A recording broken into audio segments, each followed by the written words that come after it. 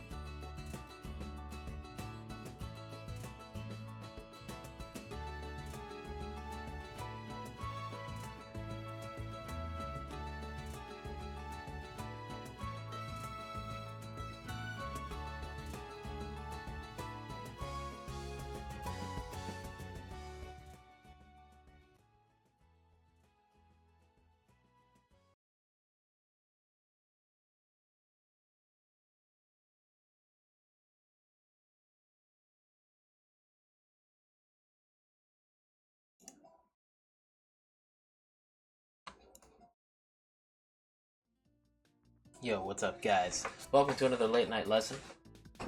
This time, we are being joined by a good friend of mine,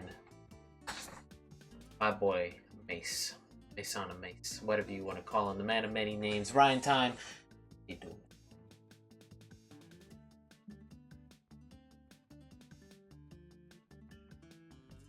You there? You on the mic? We good?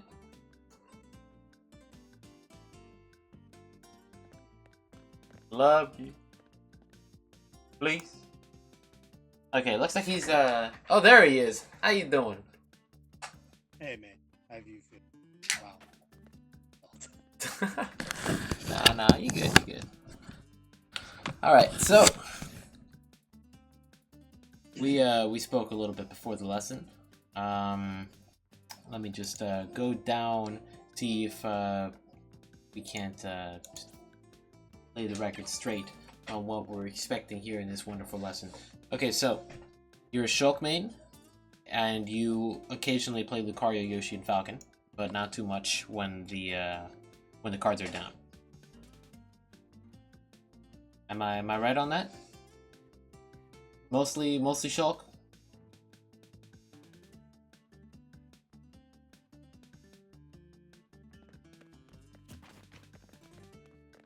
You there, man? Can you hear me alright? Yeah, I said. Oh, yeah, I hear you. I can't hear you It's a for matter some of reason. You hear me. From. Yeah, I don't think this. Can you increase your can you increase your sensitivity a little bit? Change it up so I can hear you a little better. Getting some technical difficulties that we didn't have before the call. No, before. In the meantime, what's up? Aaron, Stabbert, and Derek. Welcome to the stream. Glad to see you guys. So, let me go into talking a little bit about this, man. So, Mace is an old friend of mine. One of the most dedicated people in the Shulk community. One of the... Oh, no, you're good. I think you're good. Cool. Awesome. He's one of the prime labbers in the used to be, but I mean you've done so much for us. So you whether or not you still do all that stuff, you still earned that title. So you assessed yourself as on the border of intermediate and semi-pro. Like I said, how do I say this? I think the drawback that I have about me in this character. Your sensitivity is giving you some Even slack if I again. have the ability to become the ability. I can't hear you, man. You try fixing the mic again?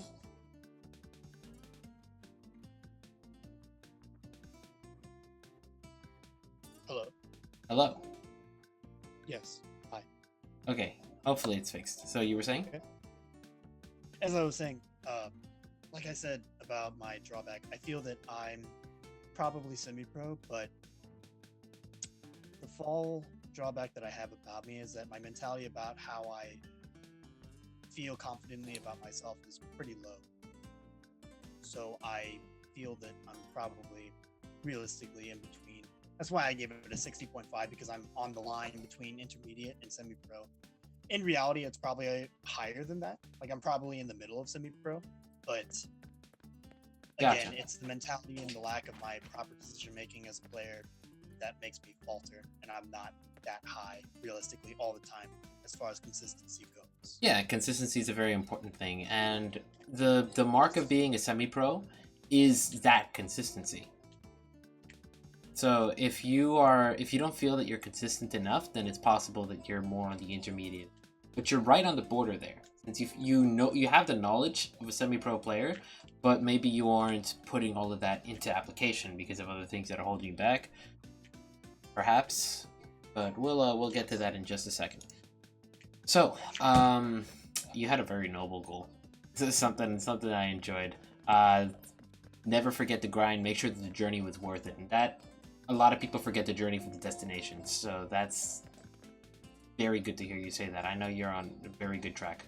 That so long as you enjoy, so long as you have fun, so long as you do it on and keep it decent, you're good, and you'll go far. So you That's said what we're hoping. your perceived strengths, you're an inspirational figure, and you have a ridiculous amount of character knowledge. Was that referring to knowledge of Shulk or knowledge of characters in general? Or both? Hold on, I'm sorry. Okay, anyways. To target that answer specifically, I think it's more so about the game revolving around Shulk, not so much as strictly Shulk only. Because if I only had top level like Shulk knowledge, then I'd only know how to play the Shulk Ditto, theoretically behind that. But the fact that I can play other matchups would mean that I have good amounts of knowledge about the game in general. Yeah, of course. An example would be like if you're in a moment of being on ledge and someone's holding shield by ledge, you don't have to do anything unsafe, and you can just drop ledge, jump over, and then jump on their shield for a phantom hop. Yeah. You could choose to do that, and that's one thing that people don't take advantage of. Just as an example. One of my favorite things to do, to be honest. But yeah, there also comes a bit of a weakness in that, which is if you can only see the game through Shulk's eyes, which is not the case because you can play other characters, but if you get too used to seeing the game through Shulk's eyes, there starts to be a lot of things that you start missing out on. Like things that you don't really realize because Shulk, maybe it's hard for Shulk to exploit that, or maybe there's like a weakness in another character that you're not seeing because it's so small to see through a Shulk's eyes, but then you pick another character and suddenly that weakness becomes wide open and you can start taking advantage of that as Shulk. Yeah, I can clearly see that kind of example when I'm playing Yoshi instead of opting over Shulk, simply because, I mean, you talk about Villager or Yoshi or any character that can just out of shield and air, and it just feels like the world got your shoulders lifted off you because you can finally do something in a pressuring moment that you couldn't do before because you have to play and take it from a different perspective. So, your weaknesses were very interesting. So you have a lot of personal baggage, which we're gonna go a little more in detail later on. I don't want to lay your life story for an audience like this. I know a little bit of what's going on. It's a lot of tough stuff, but we're gonna talk about it. See if we can't put some stuff to rest. But what was interesting is that you said you played towards the vision of Shulk, towards your perception of what Shulk should have been, rather than the reality of the situation. And that is a huge mental block.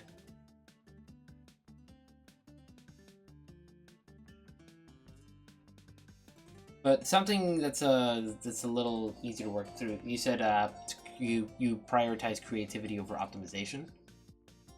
In a way. All right. So yeah, besides that, let's go right into it. So the biggest things that I see that we can work on is your mentality towards the game. Less so things in the game, and more so how you approach those things in the game. Okay. So, you said you have a lot of baggage holding you back. So we're gonna go straight into the hard stuff right now. Sure. Okay, so as hard as it is, like, speaking, not even talking about the game, a lot of the stuff that you're holding on to is stuff that you really need to work. Oh my god, hold on. I set the timer and the thing, like, let me put it on infinite time. No sucks. You want infinite time. Yeah. A lot of that is stuff that you need to work on taking out the trash as soon as possible. Like, you yourself know it, and I know it's not easy. I know it's super hard, especially since there's a lot of it that you really can't just take out the trash on. But any step that you can take in the right direction is going to be a huge leap in balance, not only for your play, but for your life. Like, that's a huge weight that you're carrying on your shoulder. It's not healthy for your play, it's not healthy for you.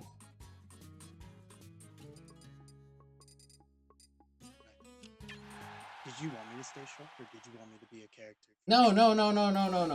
You be Shulk. This is preparing for Shulk Fest, first and foremost. You stay as Shulk. Right. Okay. So, I know a lot of that isn't possible. Like, you can't really,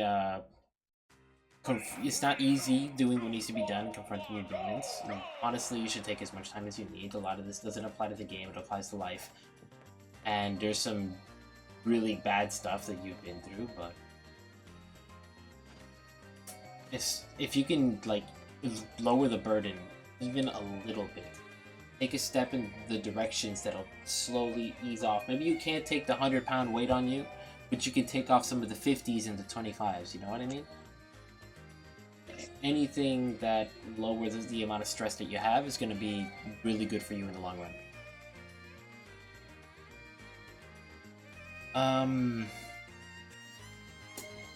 Let me see what else.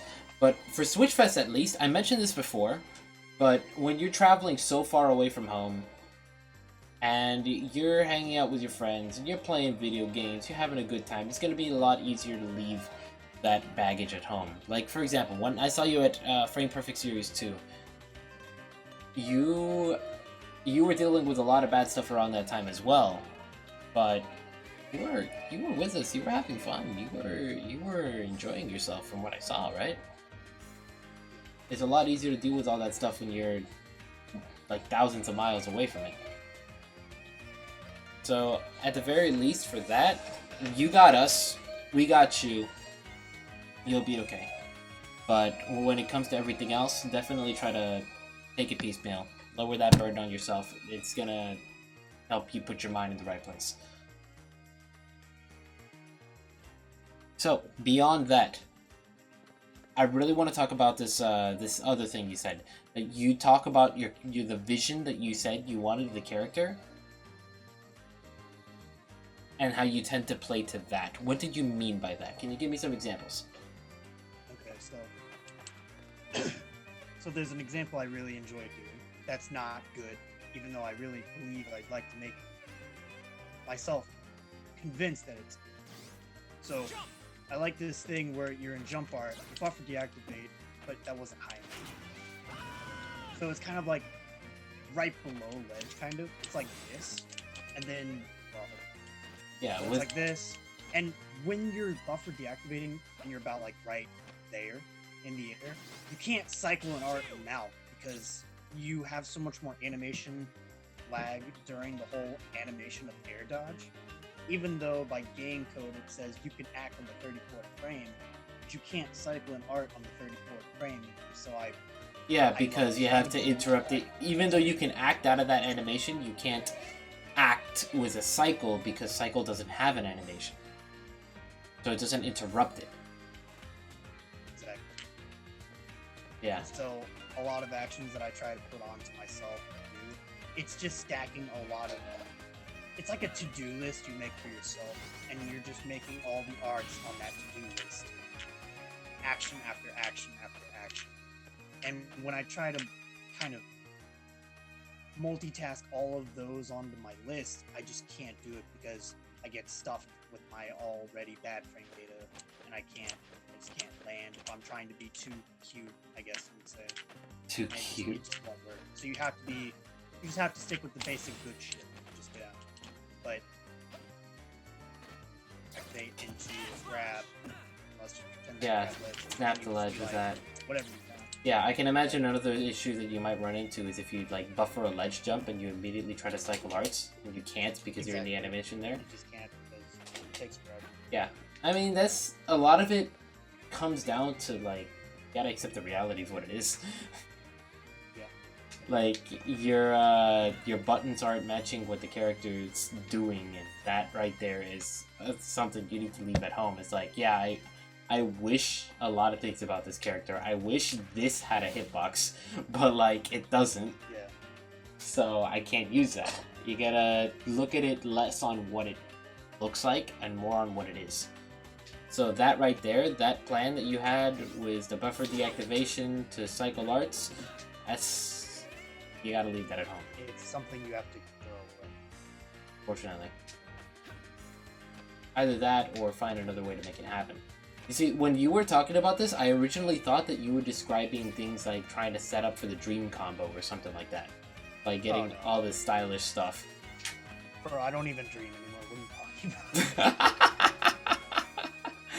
about? No dreams, only tears now. Let me be honest, if you're on the ledge, I'm not gonna go out of my way to just be like right here and be like, oh yeah, cool, awesome, you did.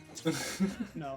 I mean, I think about it. a lot, but I know that myself. I feel it's not gonna work because I could just be like, yeah, okay, perfect activator, up smash, whatever. Yeah. You just catch. Or like you make could them even think. just do something safer like this, and then you still have your double jump. You can still commit and do whatever. You're safe. Yeah. Maybe you're not gonna straight up kill. You're not like, so long as you're not doing this.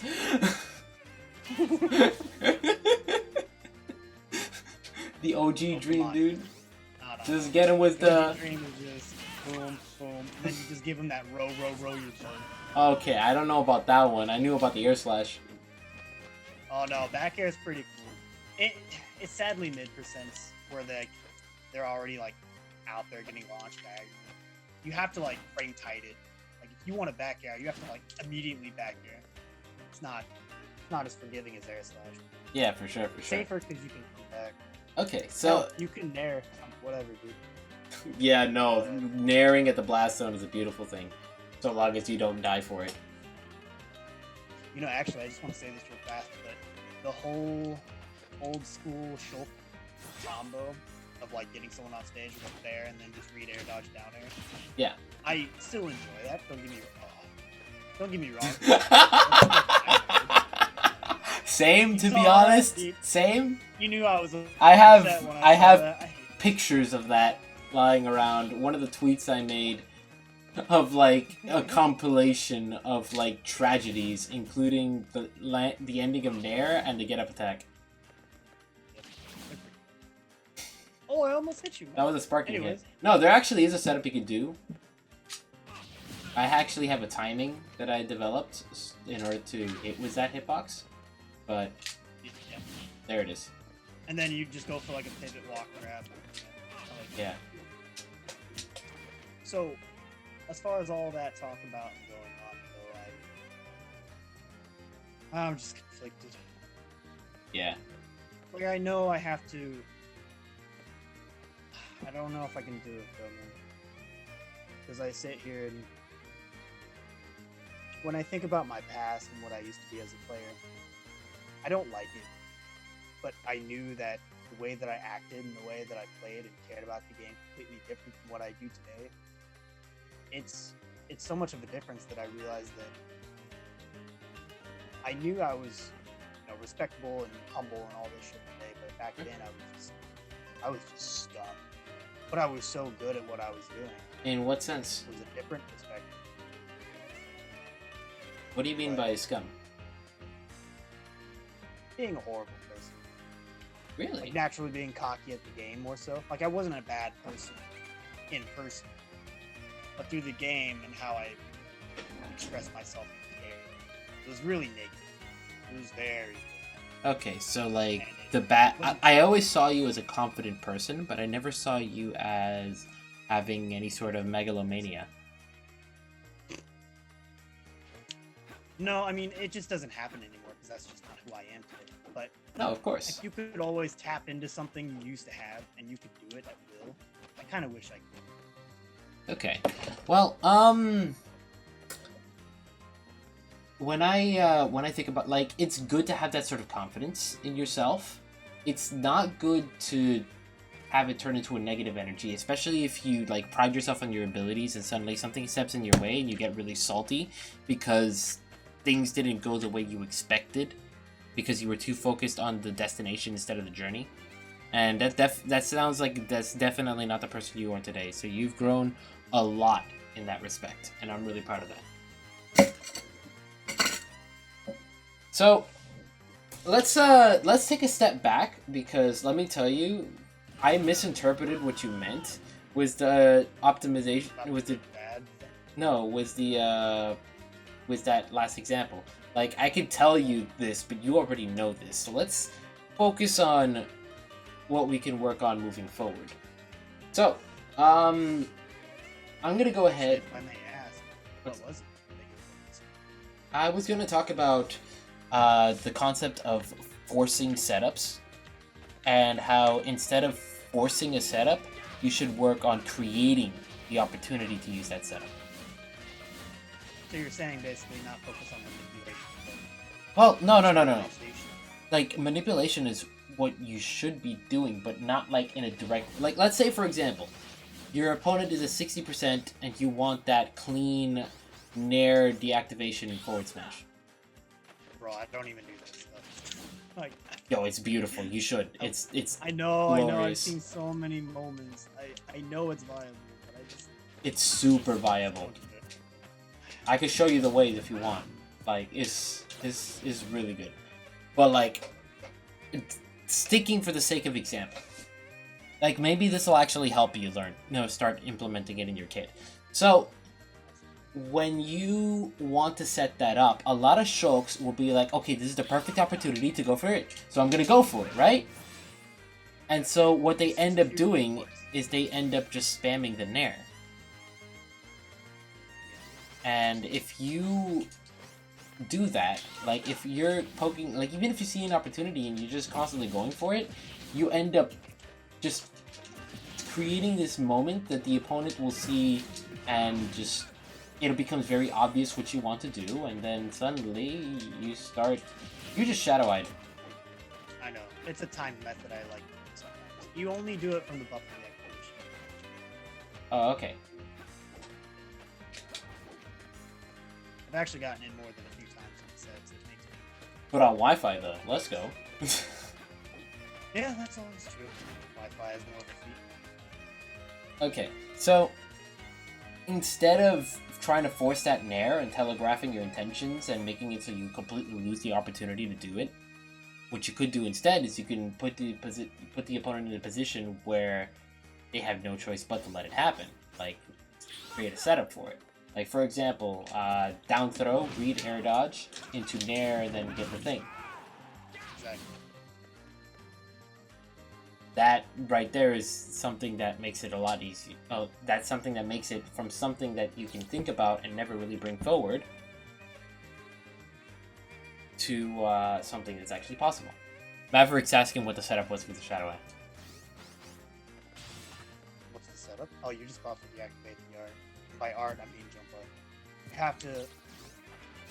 So, you kind of have to be about, like, right here. And when you buffer deactivate, you have to have it framed tight because you don't want to make that sluggish. So it's like... Like that. Kind of like that. But you have to have a particular air time. Yeah. You have to already be down here. Because you can't... If you jump like this and you don't make it back, that's perfect because then you know that you kind of get that. I sometimes do it from air dodge and ledge drop, but you gotta make it tighter. Gotcha. You have to do it when you're recovering though, because you can't just do it and start from the ledge. That's just kind of like the baby training wheels mode. But just get used to it. I mean, it's hard. All time Shadow Eye methods are hard. No, for sure. Matter of practice. Like this. I love this. No, that was one of my favorites. I still like it because I do it a lot in sets, but the clear one is actually doing buffered. But you have to deactivate shield, which I don't like doing. What I do a lot is I try to set it up, what I do is I hold crouch, so that if I do it too late, it won't activate at all. Right, okay. But yeah, moving forward, that's something that you're already aware of, the fact that you can't force these setups. So we don't got to talk about that all too much. So what we're going to do right now is we're going to spar a little bit. I'm going to, it's an example, this is something that I do with a lot of people in order to find out generally where they're at. So let's go ahead. It's kind of like where you see their step on the game board. What place are they at? Alright, so get on the other side, and let's play some video games. We're going to do 4 stocks. It's going to be a 1 stock match. So as soon as any of us die, that's it. Alright, let's go.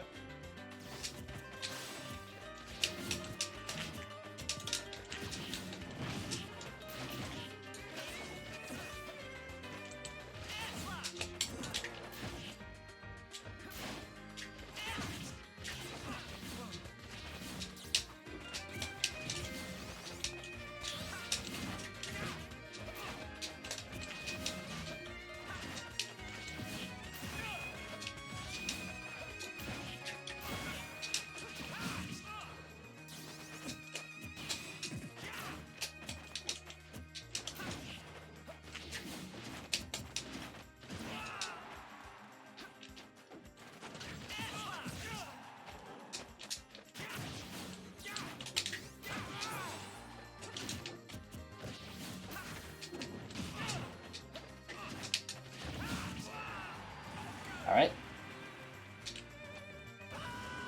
Let me get a moment to gather my thoughts real quick before we do the next stock.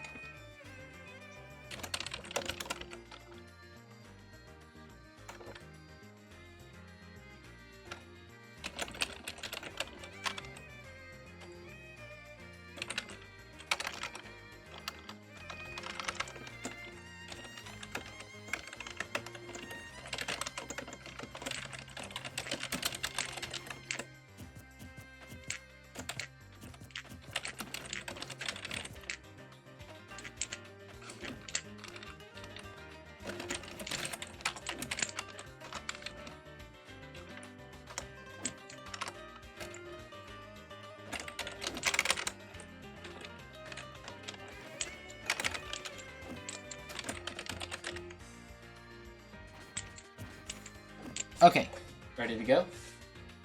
Let's go for the second. Let's go for another one. All right, go.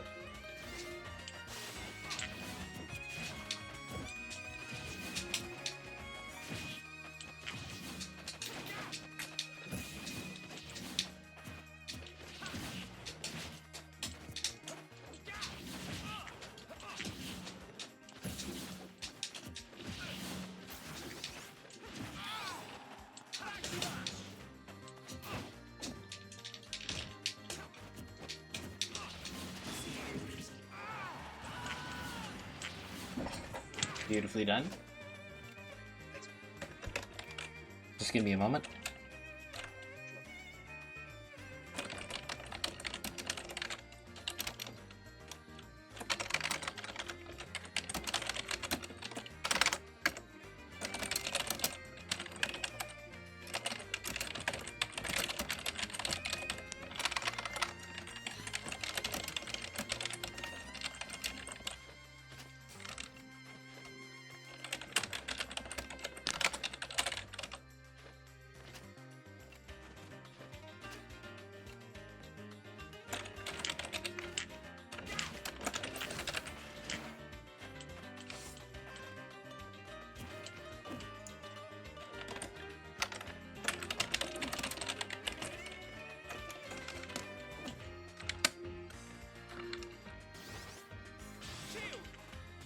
All right, ready to go. You said your sock?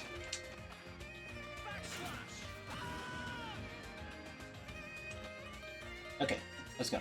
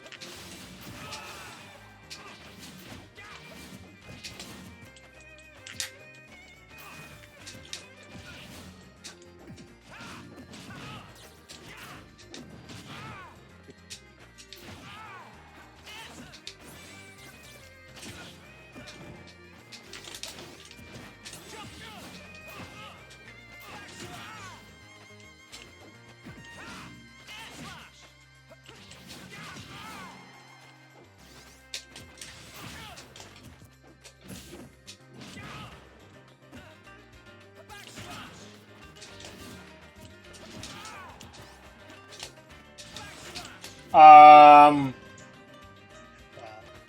I wanted to be reversed with the deck slash. Okay. Give me a moment to write some more notes here.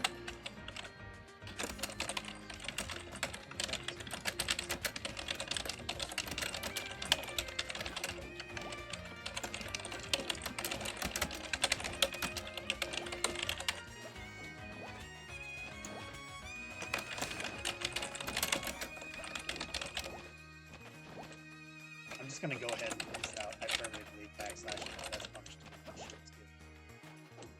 In shield art? Yeah, basically.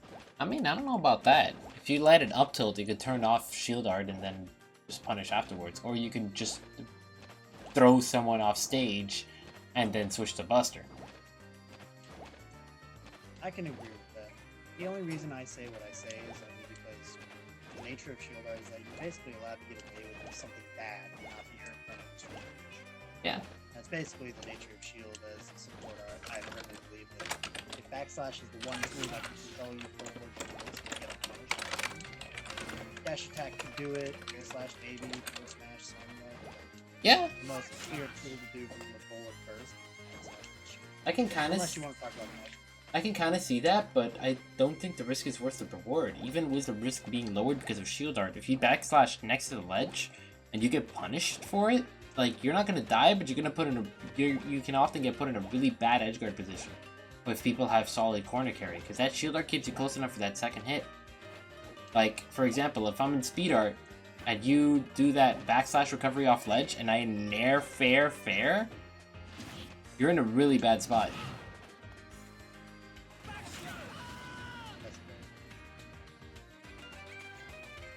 Okay, so let's go ahead and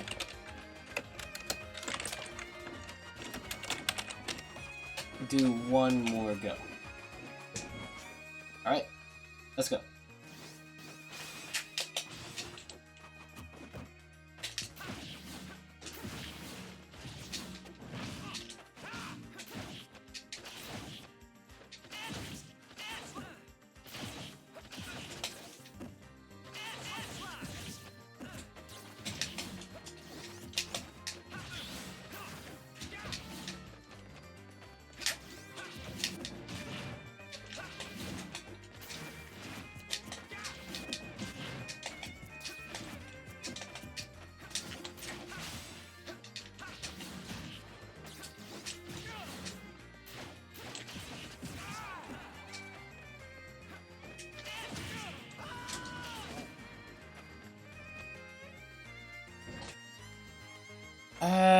Give me 1 second.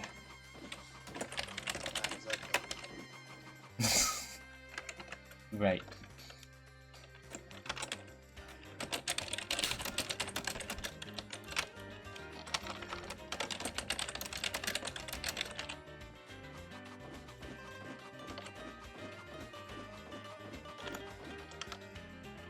Okay, let's try that one more time because I didn't glean the info that I really wanted to glean.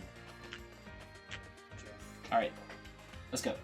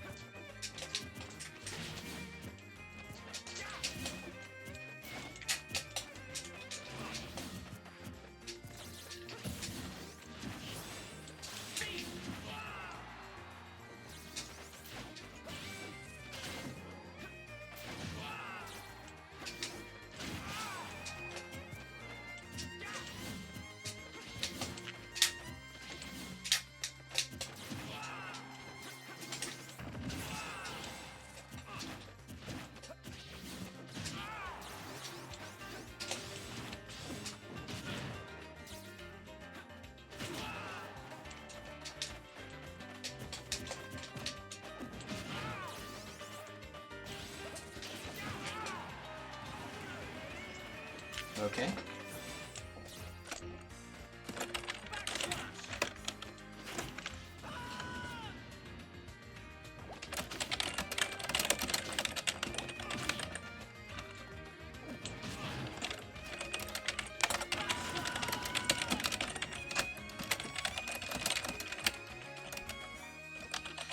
If you need more matches for more data, I'm okay with that. No, no worries.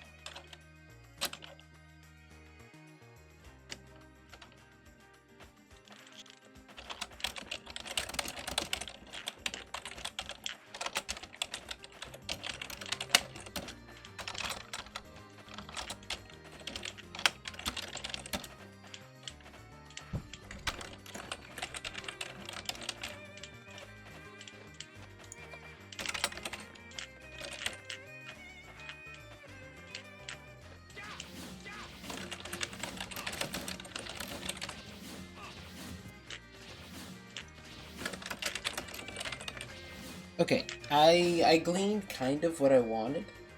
So let's go ahead and talk about what I learned. So, what could you tell me the differences between the 4 different sessions we just had? 4 different sessions. The first stock, the second. 4 different matches. Yeah, Okay. exactly. Honestly, I left that entirely up to your decision. I kind of just followed the rules. Yeah, I'm asking if you observed anything different in the way I was playing. No, not really. I kind of just left it up to me to play. Okay. So the first match that we had, I was going all out. I was trying my hardest, adapting to your playstyle, watching your habits, and punishing accordingly. The second stock that we had, I was playing Rushdown.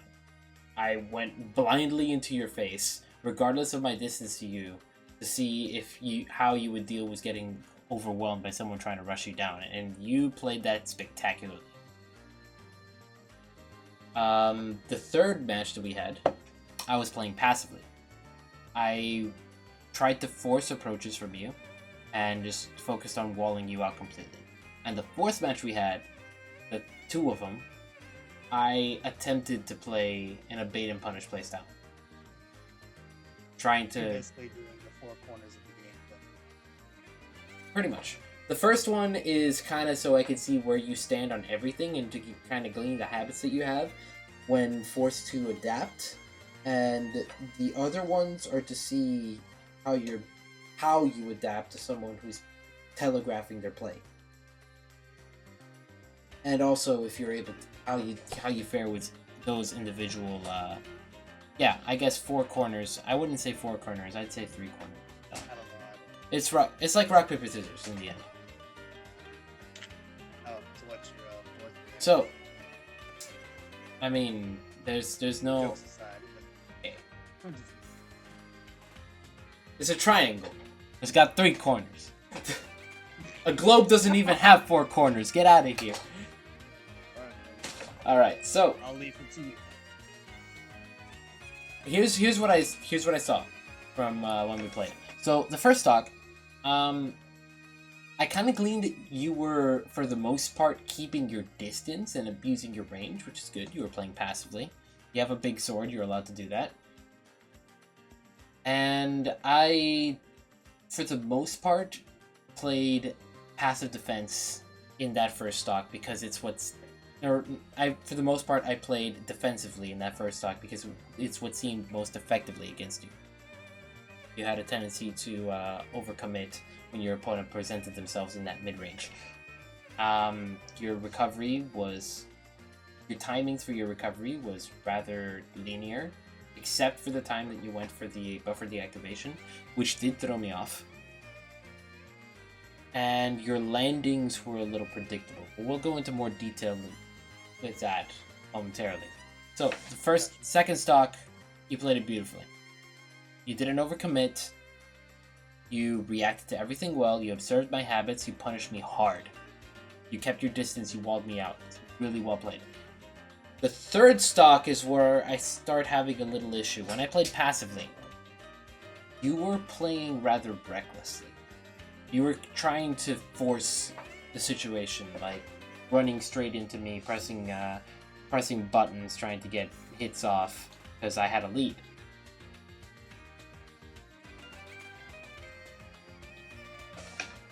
That, and again, your landings were a little predictable.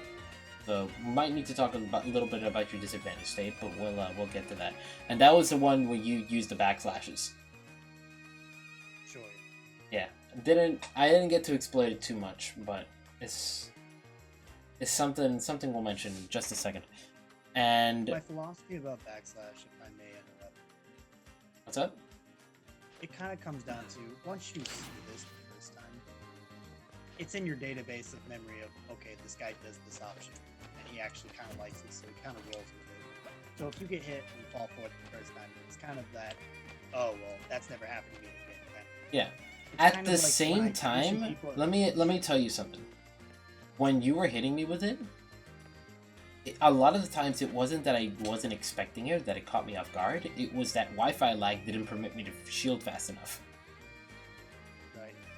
That's also something you want to keep in mind if you use it in local play against someone who's committed to an option trying to ledge guard you. That works beautifully. But if the person is playing reactively, backslash doesn't work because it comes out slower than average humans' reaction time plus input delay. So as soon as they see that startup, that shield's coming out. Yeah. Let me see. My reasoning with using it is only simply because a lot of people, for some reason, just like to run forward, but then they like to dash turn and turn the other way to get ready to wall me out with whatever. Yeah, and then you get that baggity backslash. I just auto beat their option when I'm trying to do something that I think they can do. Yeah. I'm just like, why do you take this? Pirata Deco, sí, yo hablo español, pero ahora no estoy hablando mucho español porque mi amigo aquí habla inglés, entonces.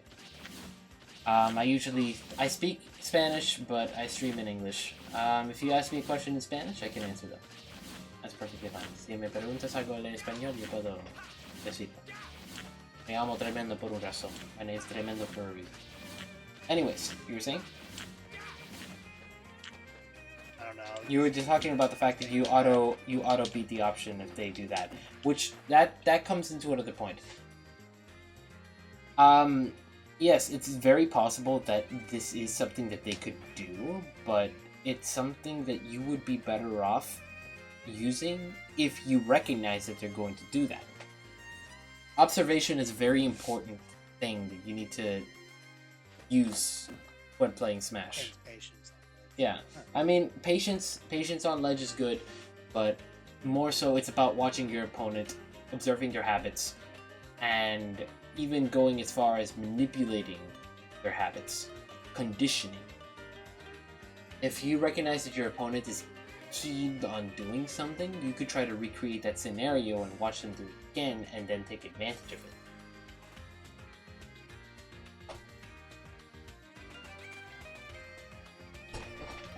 So since you told me that you didn't recognize many differences from the way that I was playing, that tells me that you don't focus too much on observing your opponent. Focus instead more on your own play. And as the kind of player that you are, someone who spends a lot of time in the lab, or spent a lot of time in the lab, and developed your techniques from there, it makes sense. You're focusing on what you can do better. But you also need to focus on the way your opponent is playing and what you can do about them. So when you get caught in that ledge position, it's very important to watch what your opponent's tendencies are. There's some people that will just try to cover this by throwing out a jab and then realize it's not working. Let me back off before I get punished. And then right there, the moment they back off is your opportunity to get off the ledge, if you watch that habit. Or someone who tries to cover this position and only covers this position, like maybe a Fox player that just spans up tilt here, and then you could just drop off and get that free up air. Or you could just stay on ledge, use that iframes because you know you're not going to get trumped, or even if you're scared of being trumped, you can resort to an option that isn't going to get bodied by the things that they usually do.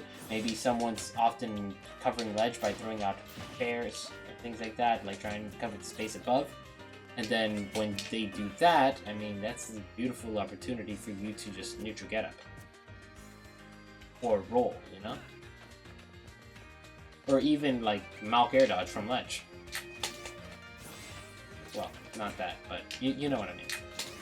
It's very important to watch your opponent. Two-player game, and everyone plays differently. Something that works on one person may not work on another. So these things that you can do to try to punish habits is beautiful, but only if you're actually punishing a habit. It's like, there's, I guess, one way to say it. I had a conversation with Nico earlier today, and he was saying that he felt uncomfortable with the fact that he had a tendency to jank people out using things like Malk. He felt like he wasn't outplaying his opponent when he did that. He was just abusing their lack of knowledge of the game.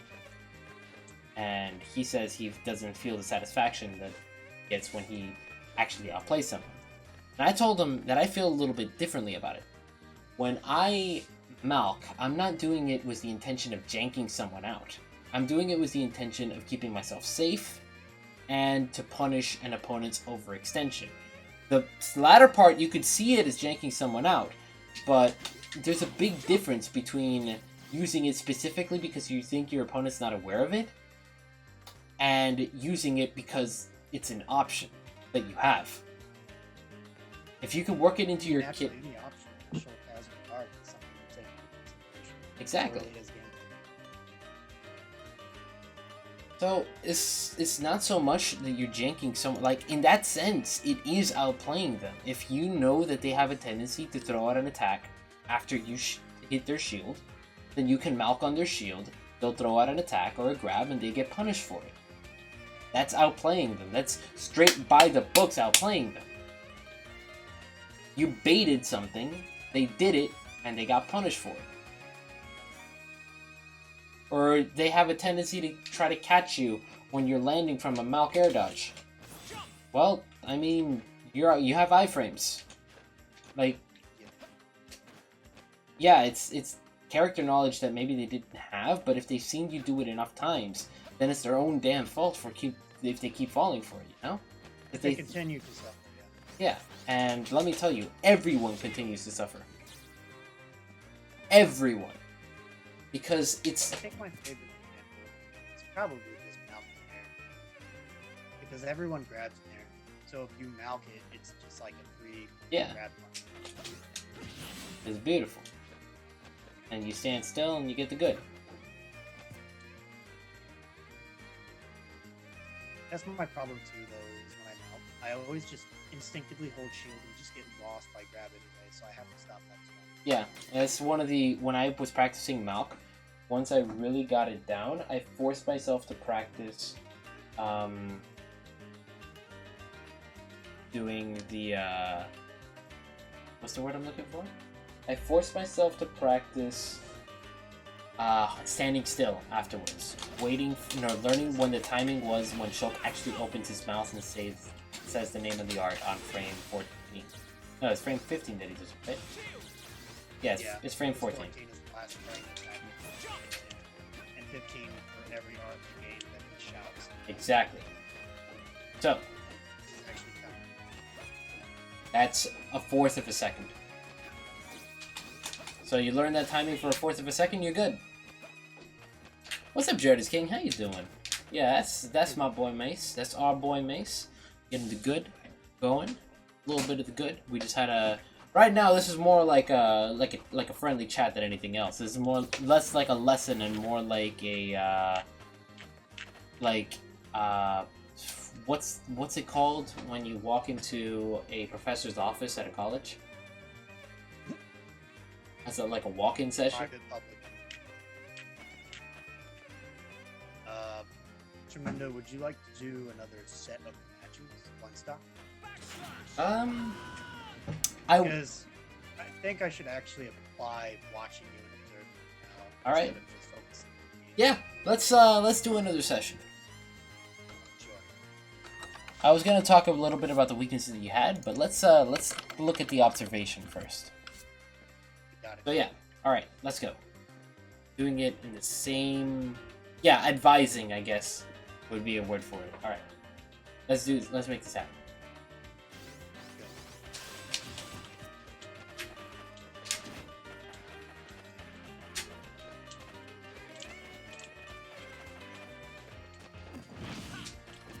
What is this? Is this brawl? What am I doing?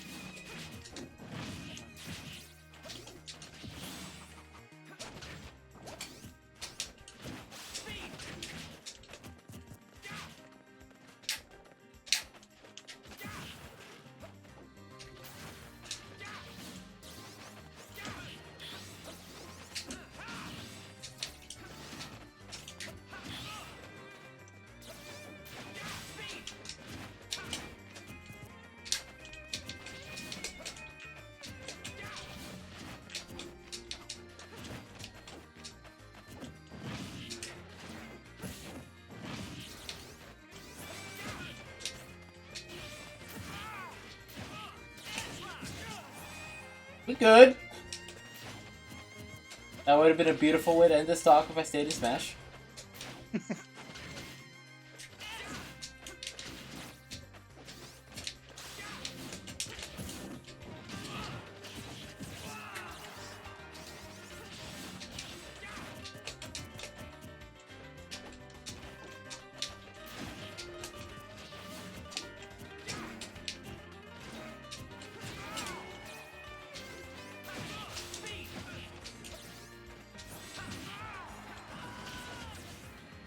Worth. Alright, so. I think I was very much like expecting passive more than actually. That's just how I feel. I think I over-centralized and thought of like more like observing you and not even focusing on. Well, it looked like you were trying to find a way in, but you were struggling to do so. I don't even know if I was even trying to. I was just kind of like sitting back and waiting for a moment. Maybe I guess that's what you call it. Well, no. You were fighting passive as passive.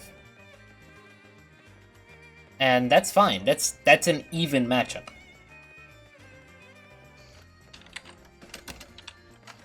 You see, fought passive with passive,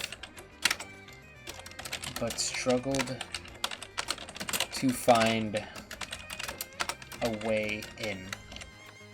Kept it close with some hard punishes. Okay, so let's go ahead and try another one. Alright, let's go.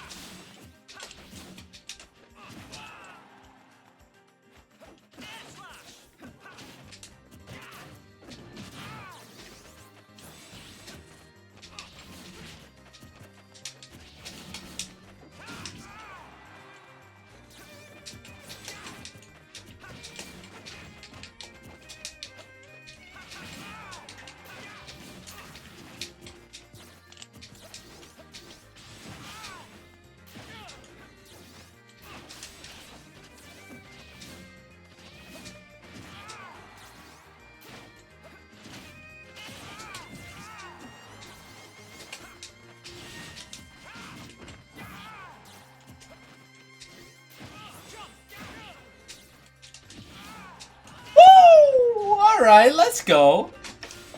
Yeah, that was what I was talking about earlier with the downer. Instead of opting for downer, I just choose the nair because nair and matchups like I was fighting a lot of cannon the weekly because of Devin. I just love how I can outspace the air dodge that they do, and I just respect their options out of air dodge lag, and I just nair. I mean, Shulk's like Kome are already doing it. I just understand that down air is kind of like an up air perspective. We read air dodges with up air, kill above, and we use down air to read air dodge, so it's just sheer kill. But up air is just a little inconsistent because of the problem. Exactly. Down air doesn't really mess up, but nair is just like even safer than that. It's less like true that. threat after. So I actually like putting into that now. Right. Let's go for. I noticed you were getting overwhelmed at first. I'm guessing you were too observant. You're having trouble disconnecting. Trouble what? Disconnecting. Resetting to neutral. Disconnect.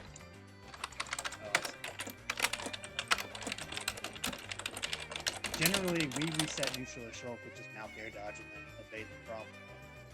Yeah. Generally. Alright, so let's go one more time. Yeah, Maverick, the first one I was playing passively. The second one I was playing active offense. Rushdown. So yeah, let's go another stock.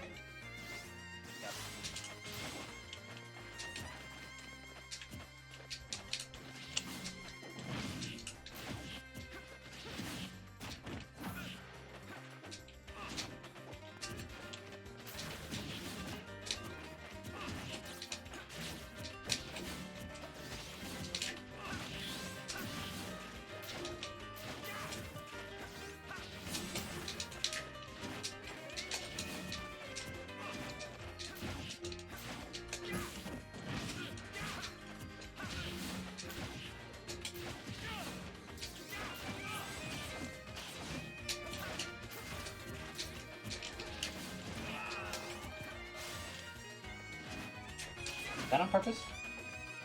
The beer verse? Yeah. I know a lot of Shulks end up killing themselves like that.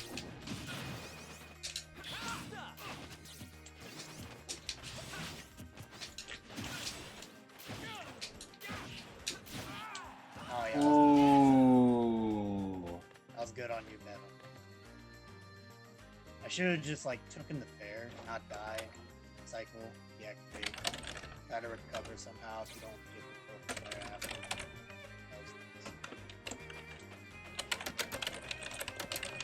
It's one of those moments where I should just firmly believe I should never willingly want to deactivate Shulk.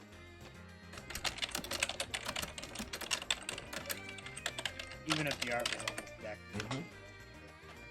So that time I was actually going all out.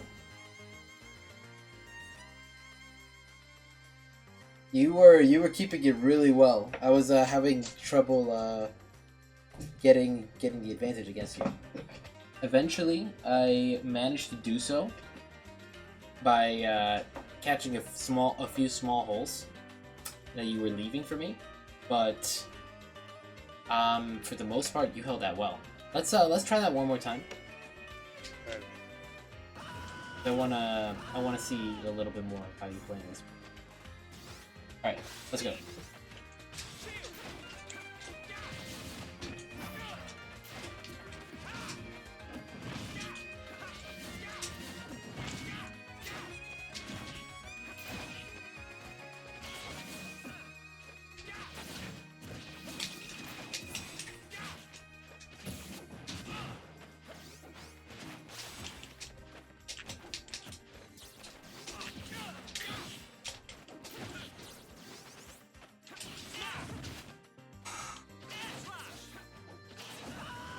You got it. I actually want a game with down air hit. Let's try that one more time. That was really good. It's one of those. I love your announcements of just snap the damn. Yeah. But that like I still don't listen to my own advice I give myself. But it's like press. Yeah. Same. All right, let's go.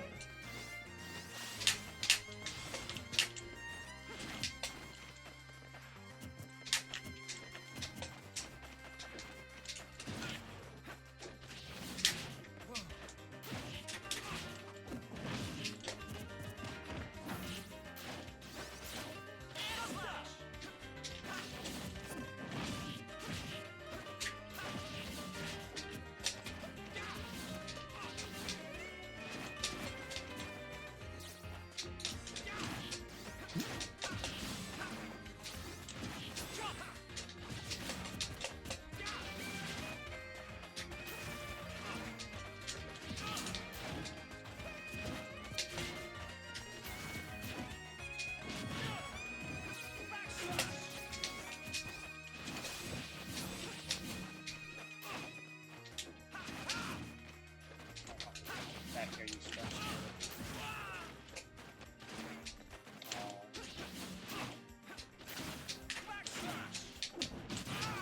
That makes sense. Uh-oh.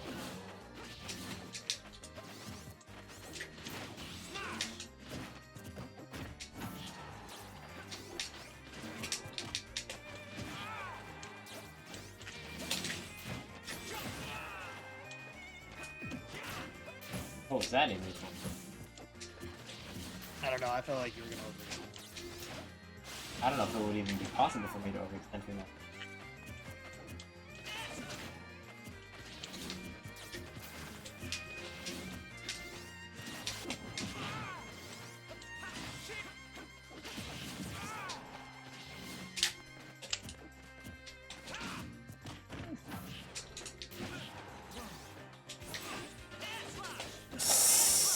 No! I'll save it. No, I fucked up! That was good, that was good. Yo, Coach, thanks for the 5 bits. Much appreciated, man. Coach, I hope you're doing fine. I know you're not, but... Okay, so, do you want to do that again, or do you still feel like it was worth the lesson of that match? No, I mean, that was pretty good. You were able to keep it really even for the entire thing. You were doing extremely well. I'm gonna do what? Let's do stock. One more. Yeah, one more, and then after that, about the weaknesses, flaws, and everything. before we run out of time. Okay, Very well. let's go.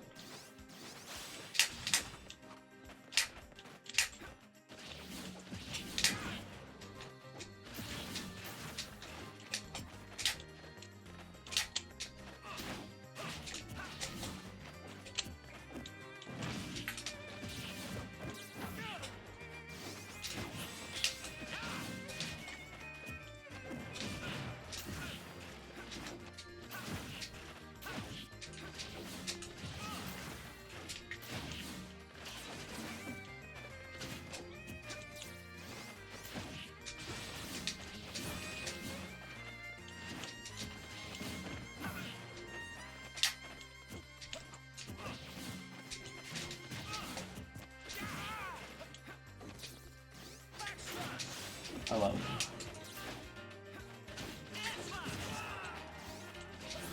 I have no idea how it turned around. It keeps happening. I'm wondering if there's something wrong with the controller on that especially. Came out of the back air when I was supposed to be a fair to catch your massage.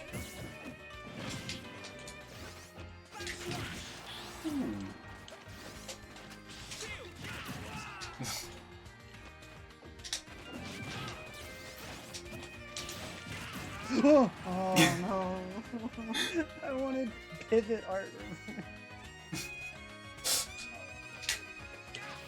Nah, that was good. Alright. Okay, so stock 4. Bait and punish.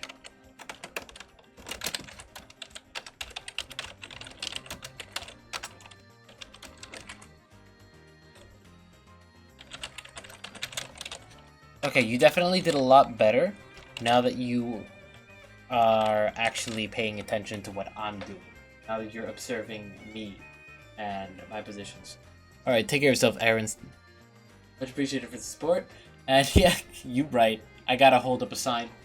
I gotta tell people to stand at the damn ledge.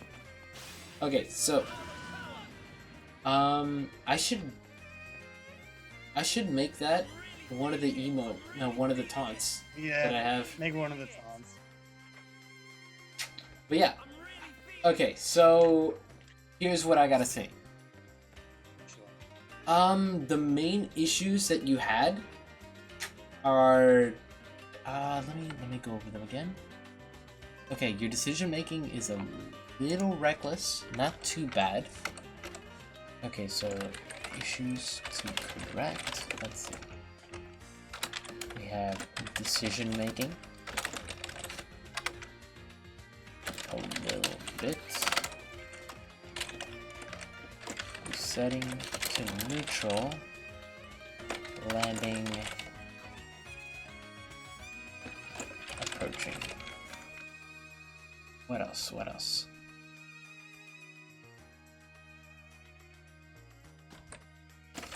Fighting. Dealing with baits. Okay, so these are the main things that we're going to focus on here before we run out of time, which is going to be very soon. I'm giving you a little bit more time because I spent a long time doing some XP. Was this one? So we actually ran up the clock. I'll give you, let's say, at least 10 more minutes. Sure. So, first thing we're going to talk about is dealing with baits. So, a lot of times when I was fighting bait and punish, I was playing like right here, and you had a tendency to lash out it from this position. The issue with that is almost everything that you can do from this position, I can react to. I could take a step backwards, you put yourself in lag, and then I punish you. This is the idea behind playing that bait and punish playstyle. When you are playing passively, trying to wall me out, and I'm staying at range and you lash out at me, I take a step backwards, or I block, or I use a safe defensive option, then I punish you for doing so. When you are fighting someone who is using that playstyle against you, you need to recognize that you are getting baited. You need to recognize that your opponent is playing reactively, and you need to do one of two things. When fighting someone who's playing bait and punish, you should try to either play to tie with them, baiting their baits and punishing their punishes, or you should play in a way that they cannot react to. Like, if you know that the opponent is going to approach and then back off, or like approach and then use a defensive option, then you should aim to hit them before they have a chance to react. Right when they're closing that distance in order to try to get that bait off, if you just run in with a dash grab, or like rush them down with like a nair or something like that, past your unreactable zone, like past your comfort zone, then there's not much they can do about it. Because they're trying to react to you doing something, but then they take the step out of the way, and you are already hitting them before they have a chance to react. Like, let's say someone runs at you, and you know they're going to shield in your face, right? I want you to just run up and grab me. Try to grab me around here, before I even get close to you. Okay, you ready?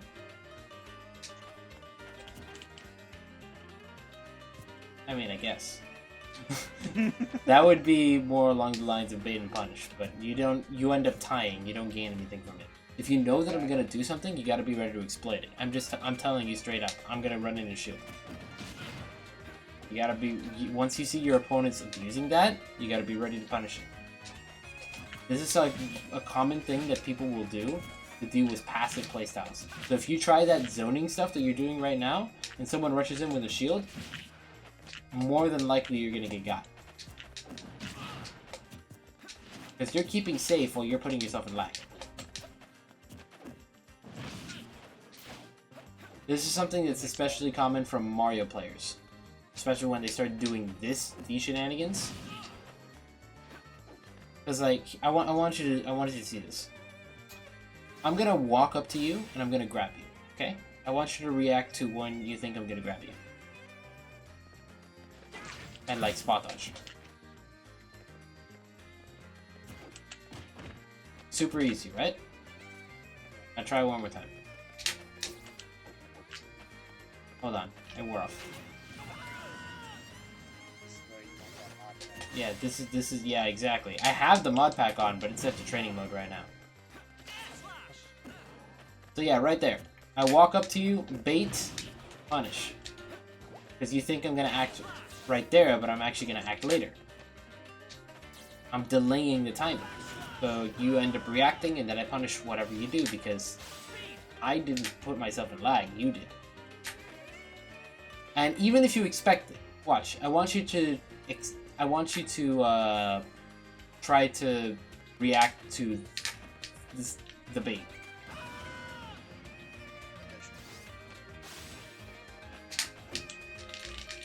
Alright, that's good. It's generally a reminder that when someone's approaching you and you approach them, it's kind of like you're playing chicken with them. Mm-hmm. They're expecting you to do something defensive because you on this end. If the Mario's like center stage and I'm here, the mentality behind it is I only have this much of the stage. Yes. When you could treat it like, well, in actuality, we have all of the stage, so I could easily just run up to you as you could run up to me. So I Yeah. play chicken with them in that manner. But and it also, I mean, obviously matters. But, Yeah.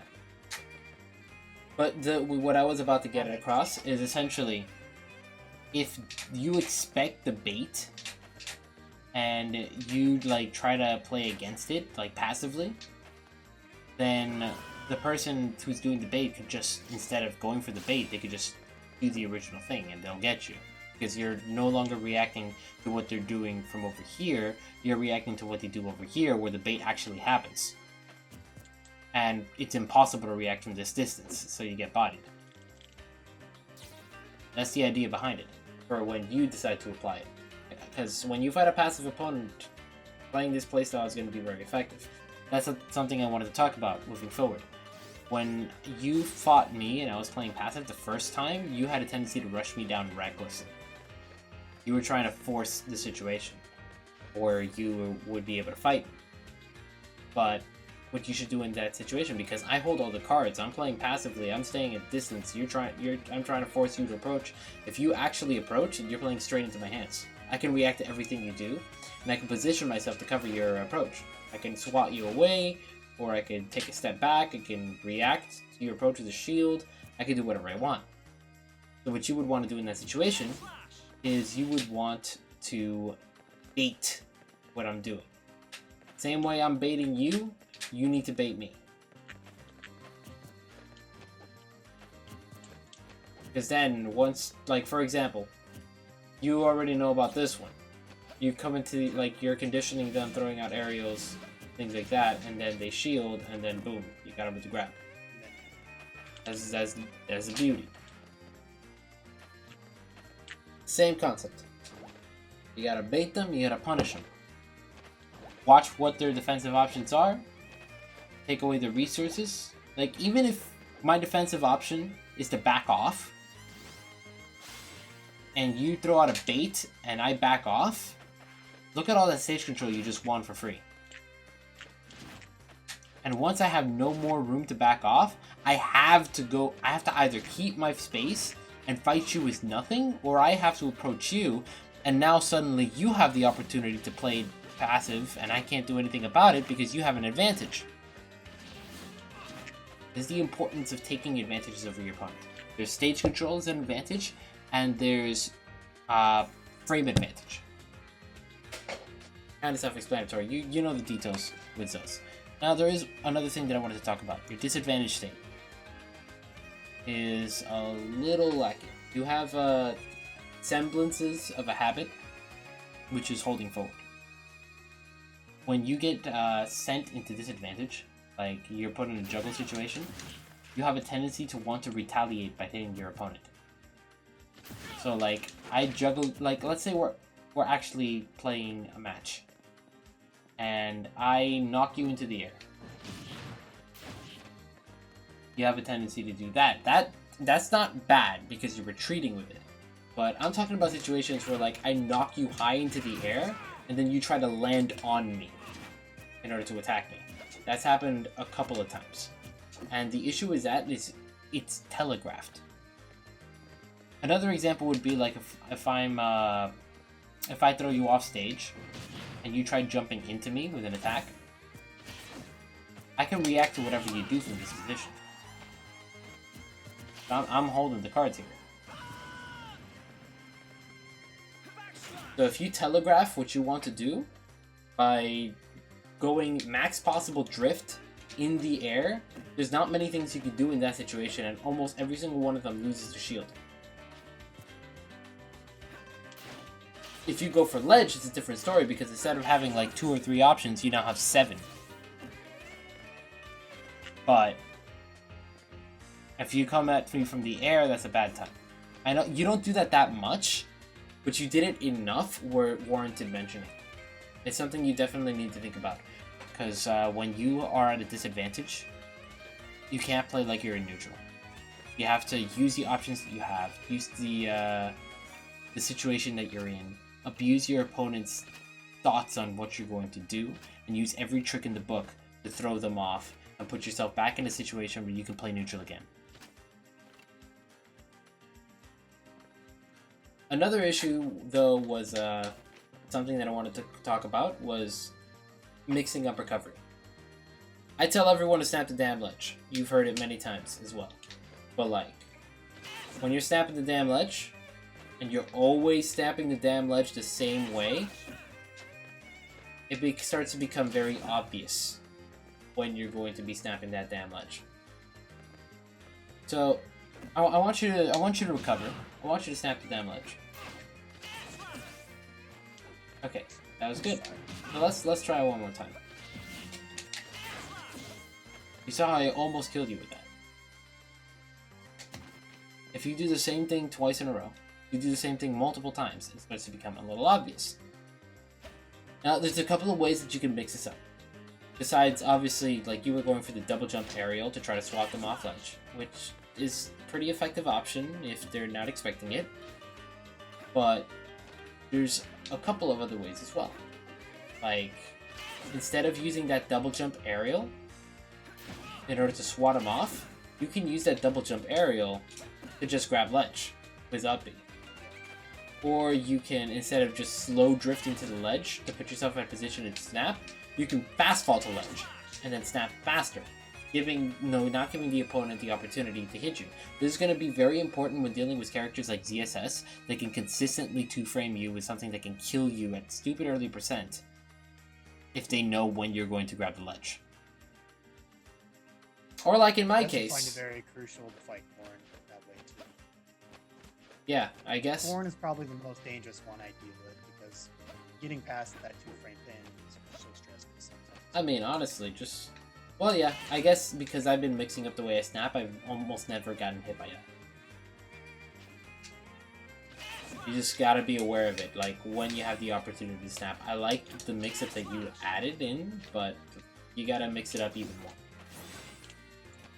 You can't let your opponent know when you're going to be recovering.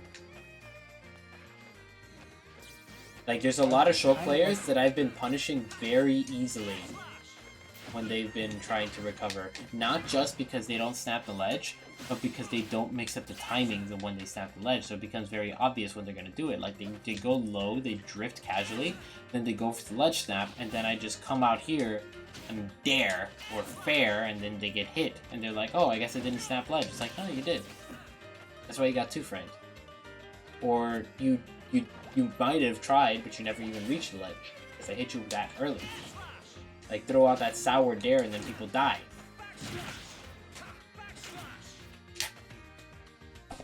So let's see. The other thing was dealing with landings.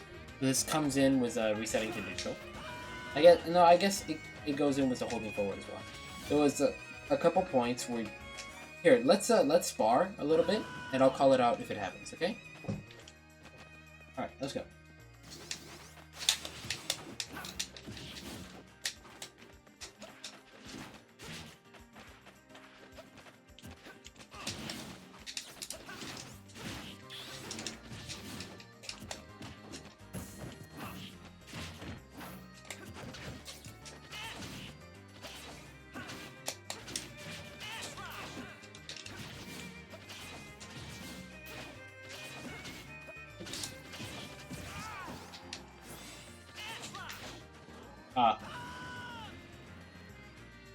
I mean, that's one way to mix it up.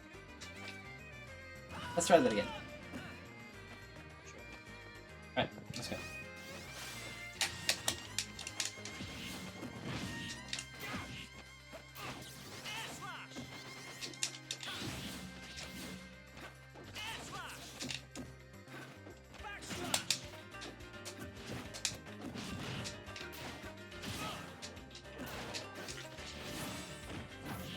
Nice. Ooh, very nice.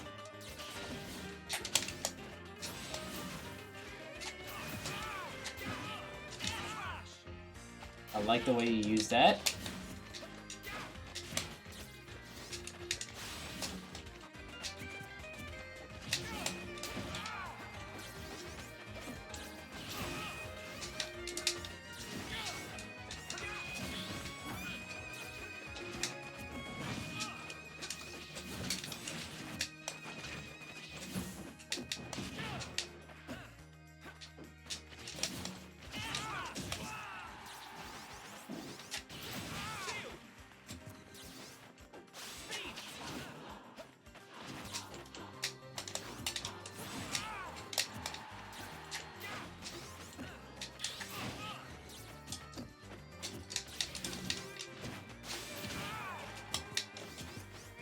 That's kind of a very slow out of shield punish you went for there.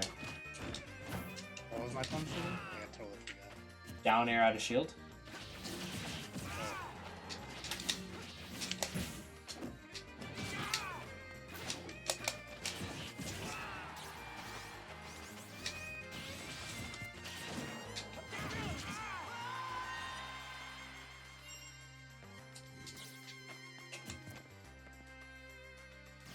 A little slow was that last one, but so far so decent. You're keeping it very close. Alright, let's go a few more times and then let's call it a night.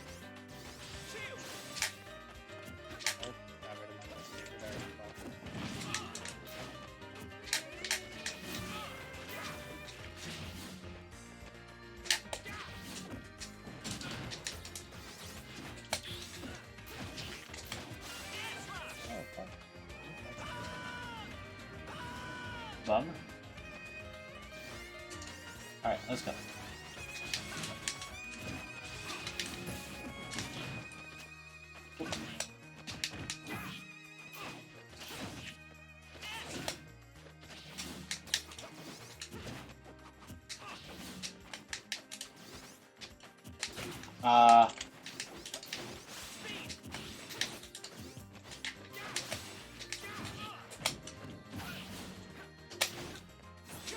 That's something I want to call out real quick. Yeah, I guess. Let's interrupt. Okay, so what you just did there is something that I actually went on a long tirade to Catalyst about. Advancing speed art back air. Why did you use that option? You mean in the instance when I was above you on hit up? No, like just a moment ago, right when I said it. It was in neutral. Oh, like this kind of manner where it's like... No. It was like a double jump into one. Like it was a high jump into speed art back air. Because a short... That's just a bad air habit. Yeah, probably. It's a Wi-Fi habit. Like, it works if you think your opponent is going to back off, but in speed art it's very dangerous even though it covers a lot of ground because it's unsafe on shield. And also you don't get much reward for it either. Like if it connects, you get some stage control. But if it doesn't connect, you get punished hard. The low one is, like, it's fine if you think the opponent's going to back off and you're just going for a little quick poke, especially at max distance. Like, if they can't really punish you even if they block it. But if you go for that telegraphed one, off of Wi-Fi, they're going to react to that. Alright, let's reset. Okay, let's go.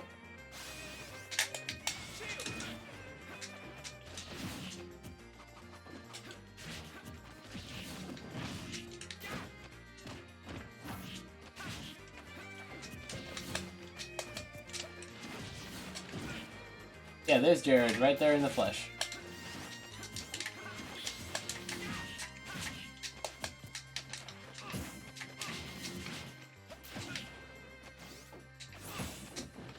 How long is the lesson this time? I mean, it was only supposed to be an hour, but I spent a long time talking at the start, and I'm having fun sparring with him, so... Good. Not gonna be for too much longer, though. Especially this late at night. Yeah.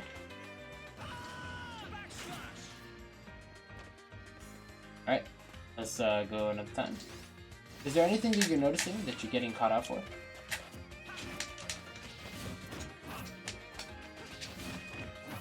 I feel like I'm just You're like just... I'm trying to show you the fruits of my flaws. But my brother senpai Tremendo. Yeah.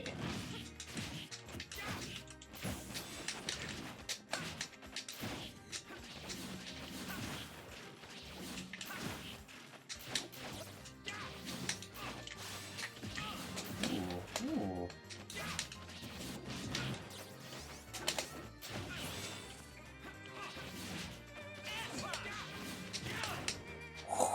your bad character showing.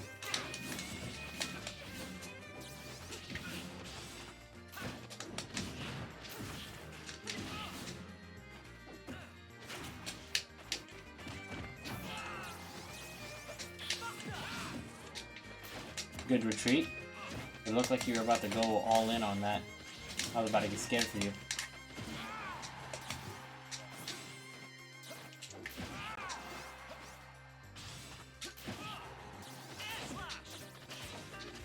That right there was me exploiting that buffer deactivation habit.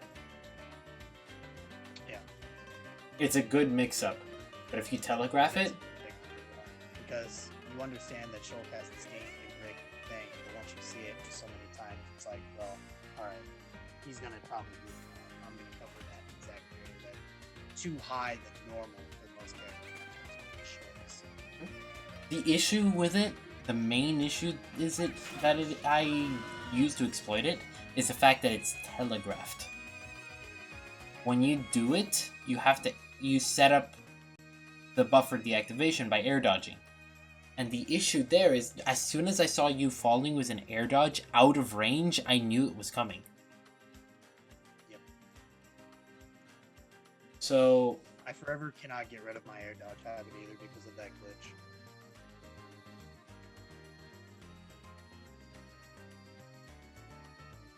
I guess that's another baggage I have to throw. Yeah, it's definitely something you need to work on.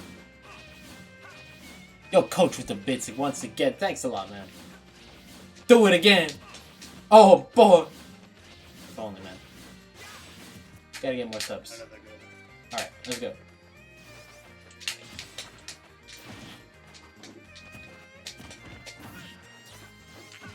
Ooh, good coverage.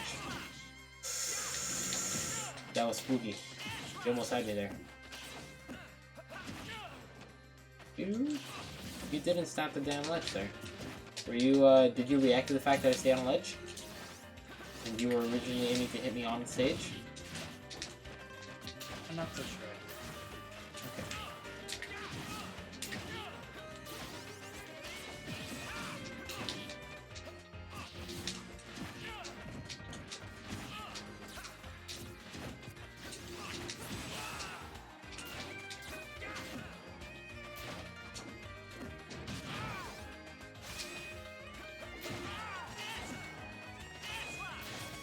Timing on the bear. Oh my god! The absolute madman. That's me trying to push you. Alright, one more time.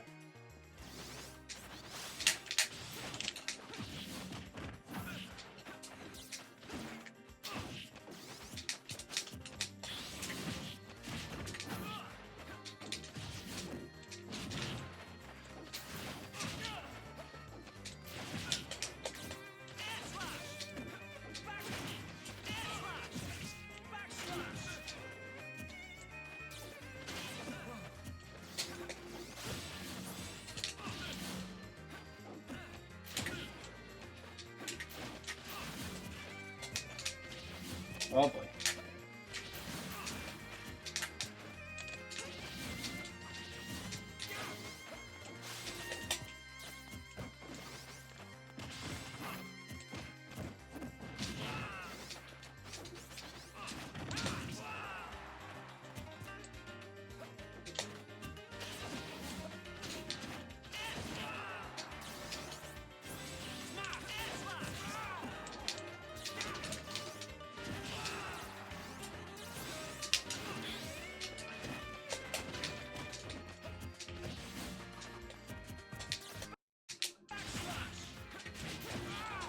I respect it. If you didn't do that, the V reverse there. Oh, you got it. Let's go. Let's go. Alright.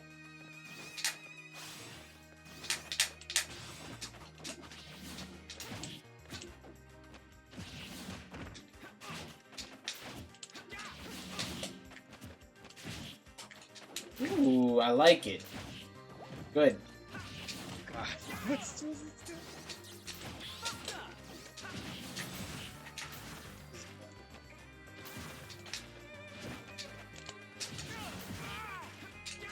Thought I'd be able to close the distance further.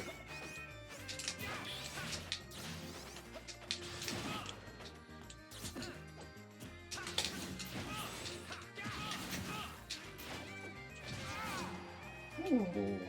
Wasn't expecting a hitbox to come out fast enough. I don't know why I try that.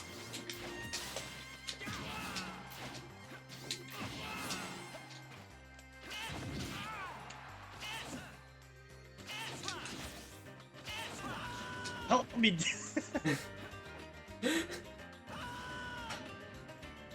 Fame, to be honest. Alright. Anyways.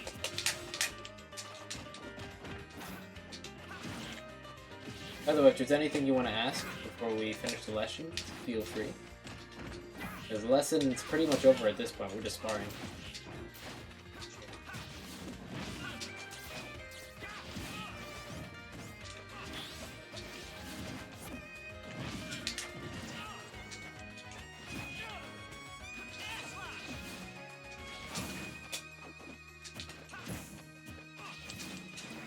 Oh, jeez. Yeah, you should have been everywhere for that.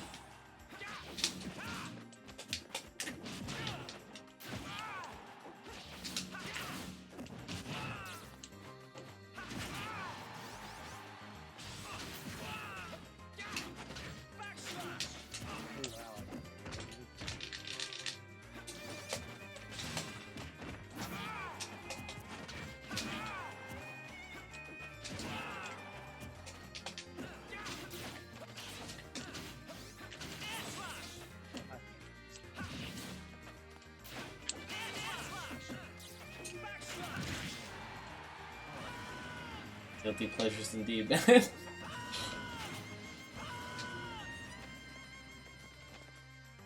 Alright, let's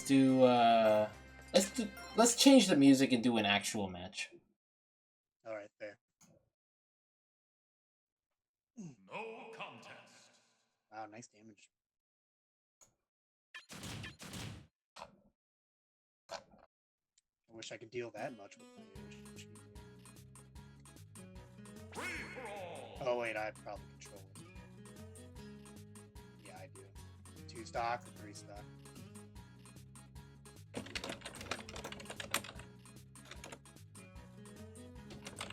Orlando. Hmm? 2 Oh, stock or 3 stock? 2 stock. 2 stock.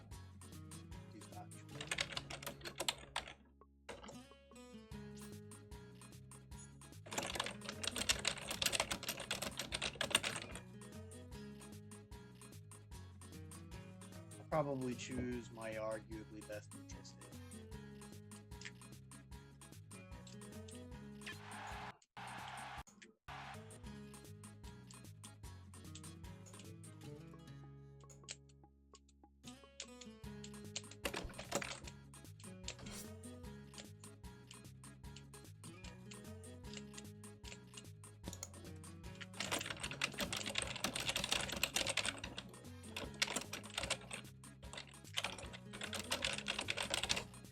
Sorry for the wait. Just typing something real quick.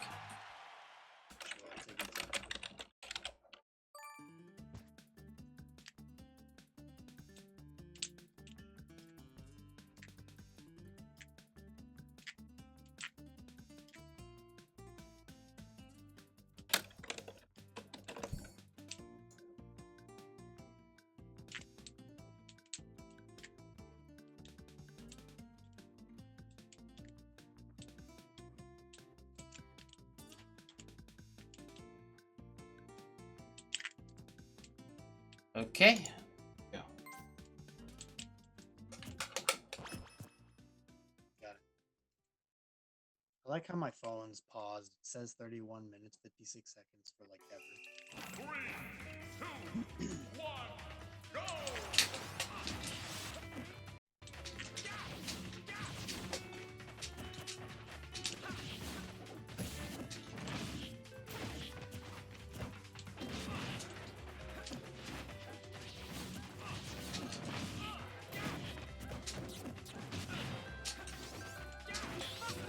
Nice.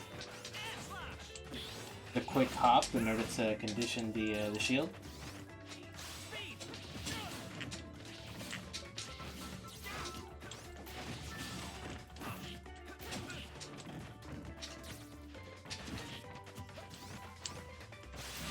Whoa! That was some interpolation vesting right there, dude.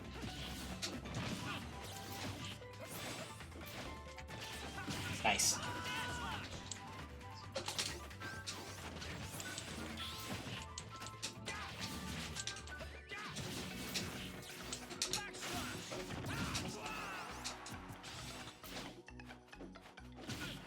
Yeah.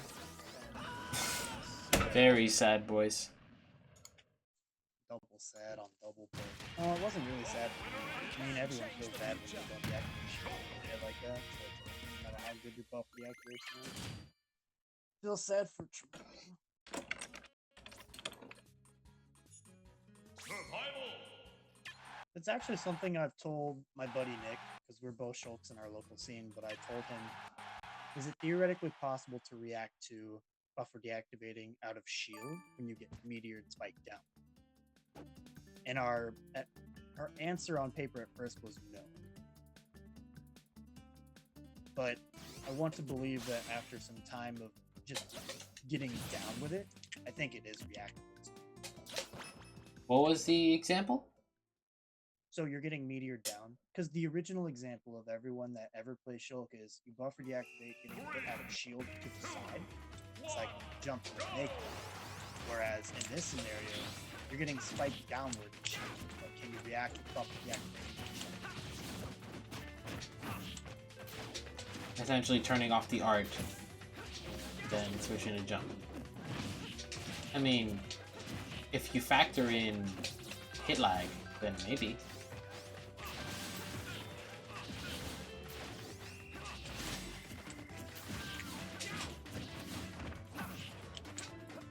But then it's not only hit lag, but it's also input delay.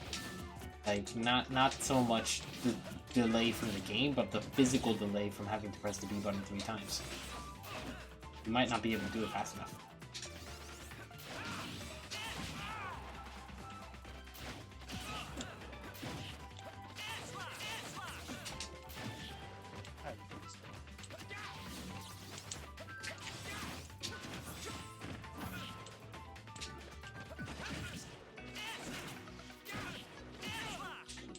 I don't know why I bother. It just aligns so perfectly. And then immediately after I do it, I remember, yeah, this isn't the thing.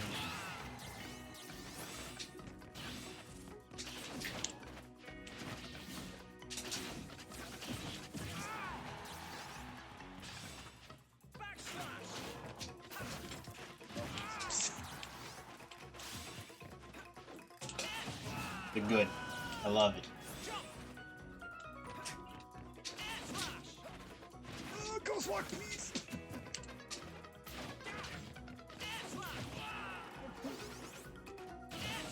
No, I'm sorry. I'm sorry, man.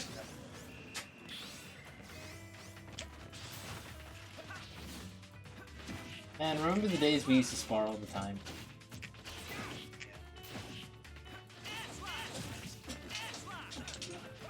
Ooh.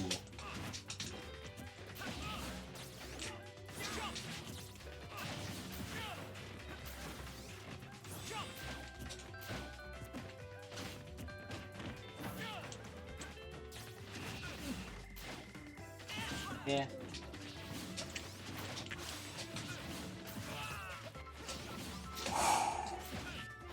Oh, That's okay. That's okay. I know why it happened.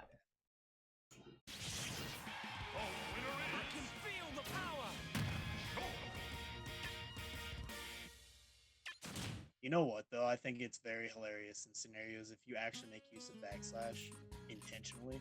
Like today, I played Ganon, and you know when characters have a grabby, grappler up, but then like for Ganon specifically, it has that hitbox at the end where he swipes his whole forearm. So today on this set, I used air slash because air slash is just so good against that matchup. Yes.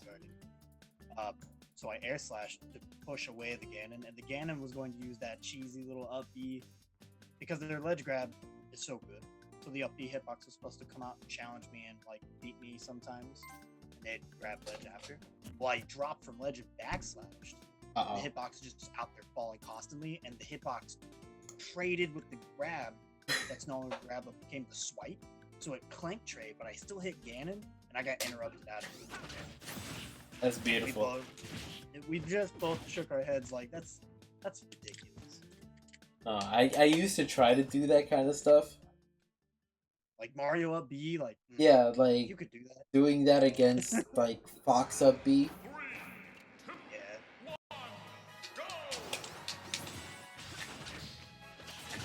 No, I'm sorry. Ooh, the slide.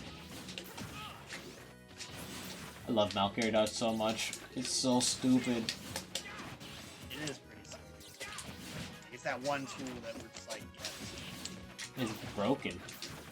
Like, full stop. Shulk is equal parts bad character and broken.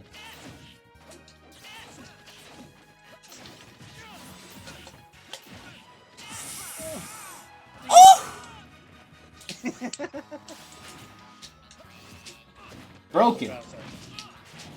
Oh, sorry.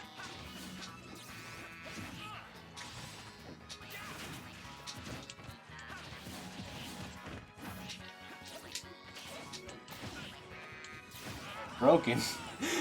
Hunting. I had to get revenge, dude.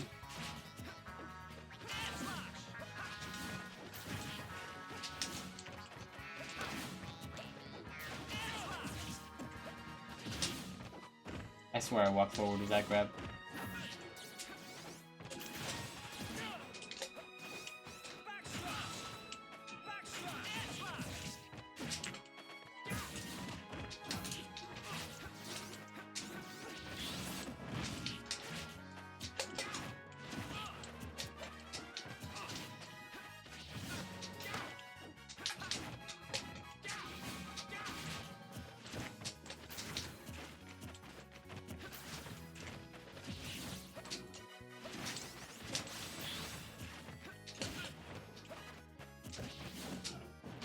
That's something I have to like. Can't just jump out of shit because I think I can do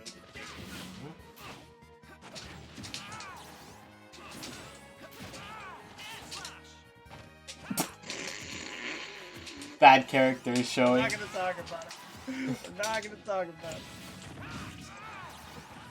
Yeah, that's actually something. I think I perfect shield and then buffered that out of perfect shield. That's something I've been working on lately. It's been coming to fruition a little bit. One thing I want to put into fruition is just landing with down air and good wins. I might be able to show you one instance of it if I can pull it off. But I won't like focus too hard on it because then I'll try it and it just won't work. Like you got to, it's like that to-do list I mentioned earlier, where you got to put it on your to-do list. Don't put it up #1 priority. That's why it was so hard to actually dream combo people and get clips for it when I was just too focused. Exactly. On that site. I mean, like you can try to focus on it, but you need to instead of trying to force it, you gotta set it up. You gotta create the situation where it works. Why do you start matches like that? It's just out of fun. Okay. By no means I actually do that in majors. But I do it in those.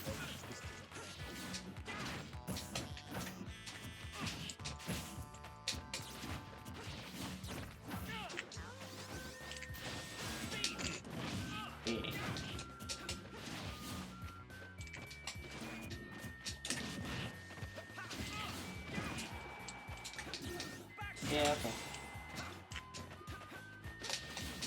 Ah.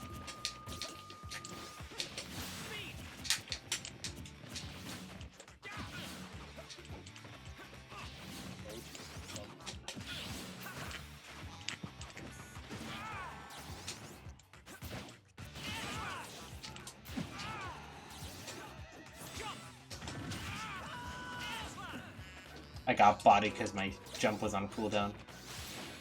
No. I didn't realize it was on cooldown until it was too late and I was already getting bopped.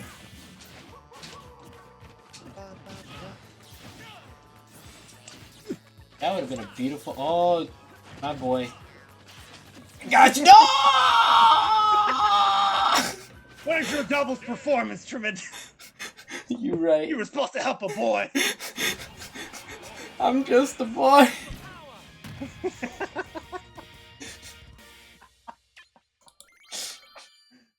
I've actually okay, so I want to talk about double Shulk because I want to work on that too in some way, and I don't know if that's possible through a single stream. But I just want to say that the regional that I went to for Sweet Spot 4 last Saturday, I was teaming with Nick, so I want to make the dream happen, dude. The dream is double Shulk, man. Always, Dude. When I got so envious of like German archery when they would doubles together, I'm just like, man, I want that. I want that so bad. When I did doubles it's with Pitzer, it was the stupidest thing. It was so beautiful. So what we do is like we do our things, but if my boy Nick would always go off stage and like come off short because he got edge guarded hard and he didn't buff deactivate or whatever happens, I'm always there to just be like fast fall jump part scoop baby.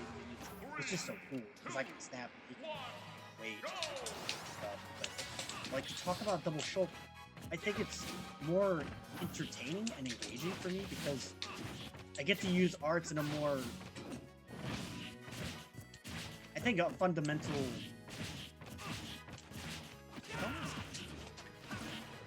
I don't know my reason. I just.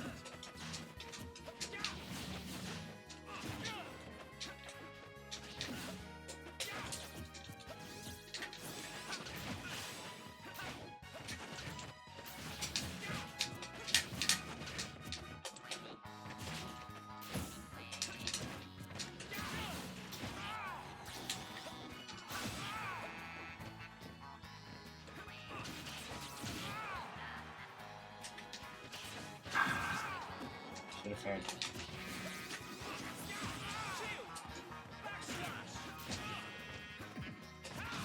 Right.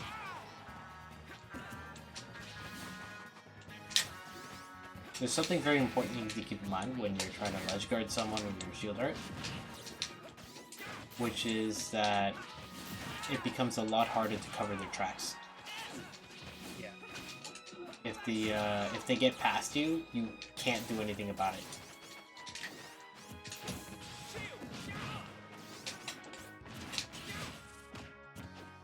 Well placed jab.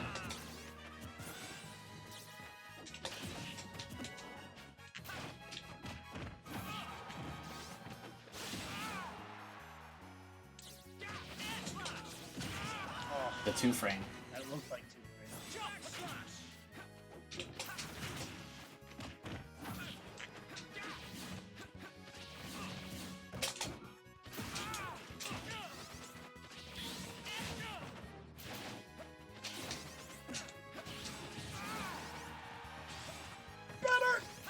Oh, I cycled too fast.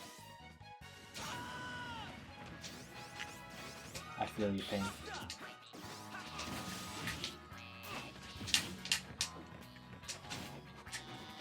I feel like I'm seeing my old habits form again. They did not.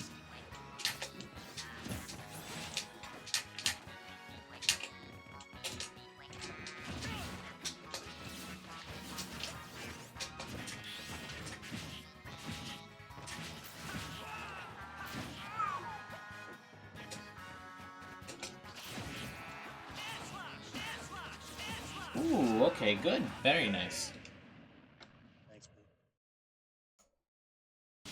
It's just I can't really feel out of the entire matchups I play. If I choose to edge guard anybody, because as Shulk, the rule of thumb is to just go for the edge guard. You get the stock. It's pretty free if you feel.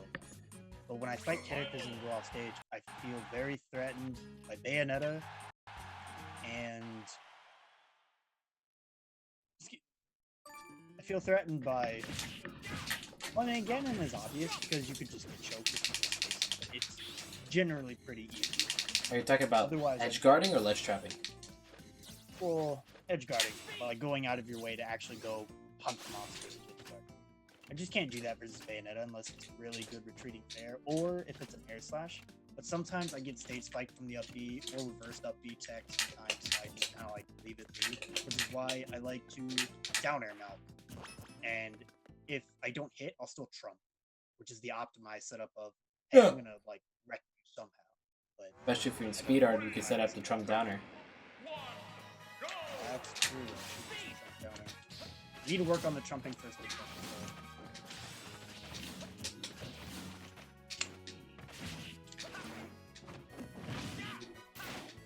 I'm gonna try to bring a little bit of the new Tremendo dude instead of the old one I've been throwing a little too much of in these sets.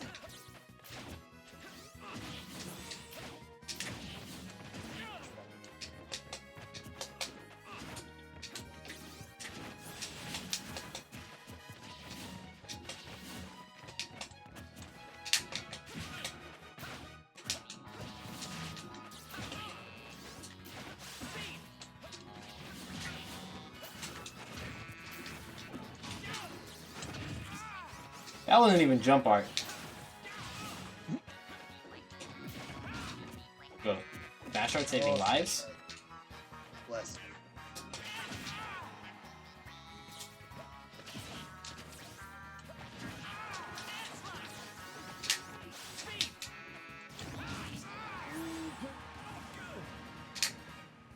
I love that a little too much, even though it's a terribly unsafe option. Is it though? I mean, the character you have fighting is bad bitch.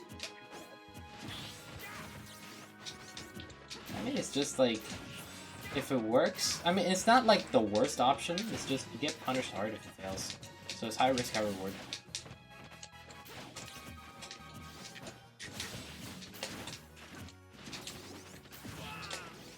I guess you don't die most of the time, so I guess it could be seen as like high risk, mid reward. It's a mix up.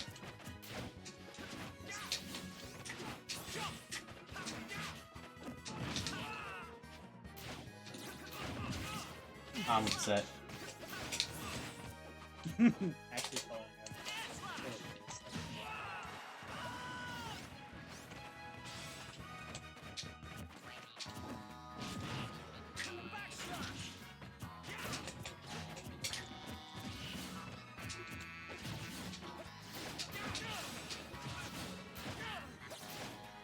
You almost died for that.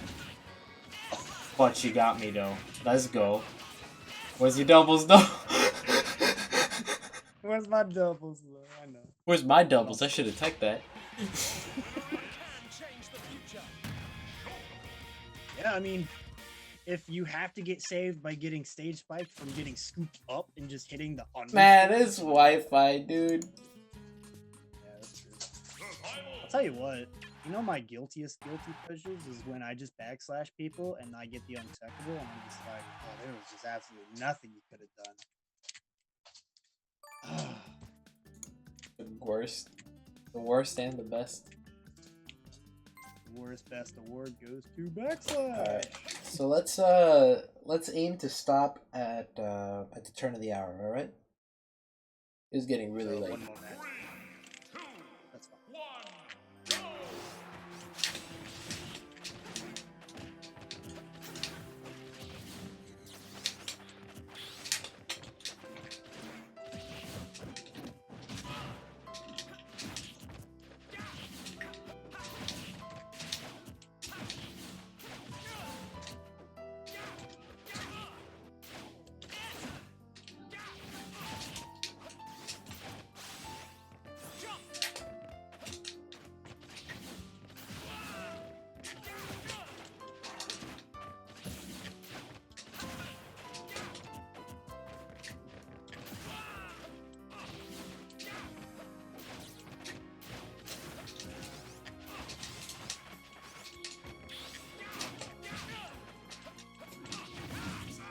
I'm surprised that missed.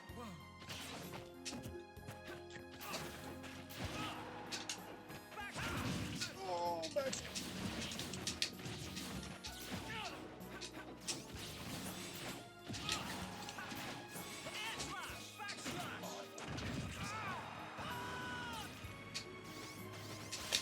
Life comes at you fast. Liking that high nair to cover the jump over. Oh shoot! I didn't have my jump. Alright, let's go.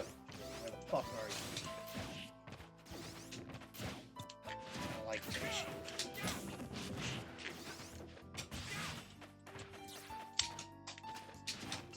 Hi, Visuals.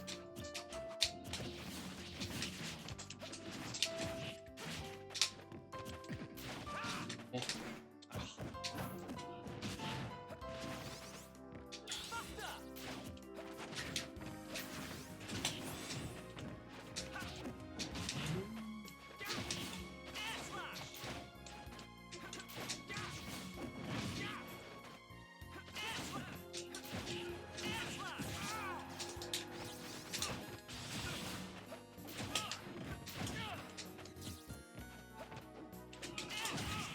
You got it.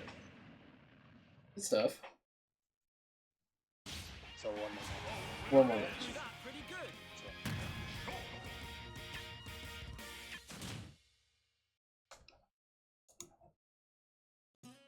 I kind of just wish for this. Well, the first and foremost thing that me and Nick were deciding was we definitely have to all take pictures. We all have to go out and eat somewhere for Mhm. the canes if that's there. And yeah, just natural social network thing. Like I can't get behind the fact that we can't just be doing this all just because of the video game. There's got to be some human stuff. Of course. We got to do this shit. I'm looking forward to seeing all these people in the flesh again.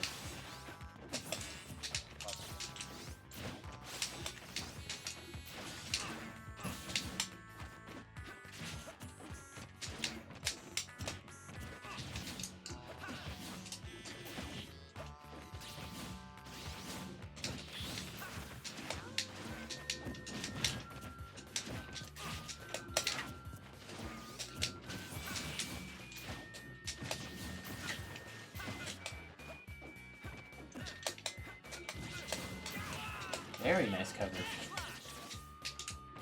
No! We're not ending on that. We're not ending on that. All right. All right. Sure. No contest. Really, really cool stuff. Oh, hey, the good. Oh, nope. Nope. Splat that. Nope. Like that. Tremendo, how do you feel? How do you feel about your stages? My stages? Like when you think about your stage choice in a bracket, how do you feel about it? I usually pick whatever my opponents like. I like all stages. Depends on the situation. But if they leave Lilat open, I take Lilat.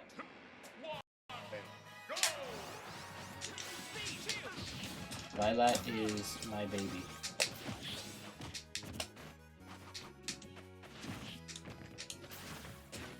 Okay.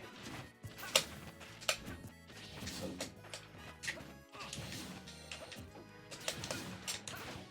I keep thinking I'm gonna be just barely out of range.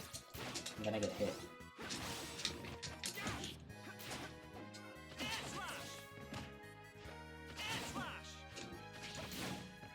What? No. Okay. Back and forth. We can't end on that. Yeah, dude. I mean, I'm actually hungry for spaghetti, so stop reminding me. No contest. I'm always down for spaghetti, dude.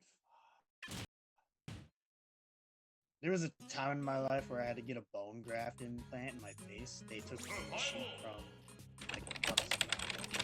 they took it from my cheek, put it up my socket because I got shot in the face by that silver soft game. So I didn't have anything acidic for like 2 straight days. That was the salty kind of suffering because I was like smelling lasagna and spaghetti all the time in the household. I was subjected to like yogurts and ice cream and all this non-good shit compared to the mighty. Compared to the spagooties. Alright, let's not spaghetti this time. No spaghetti.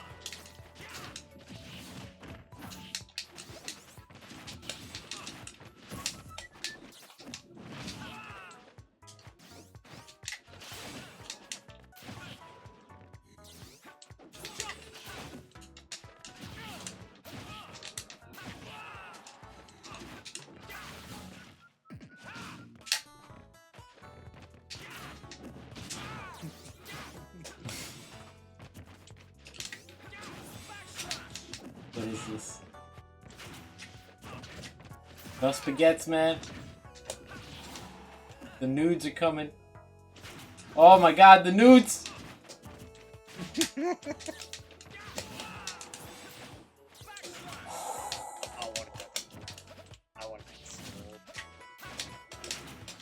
Oh, you forward roll too!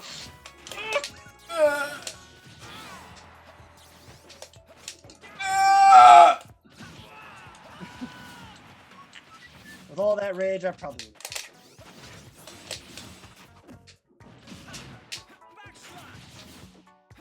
That was an F smash.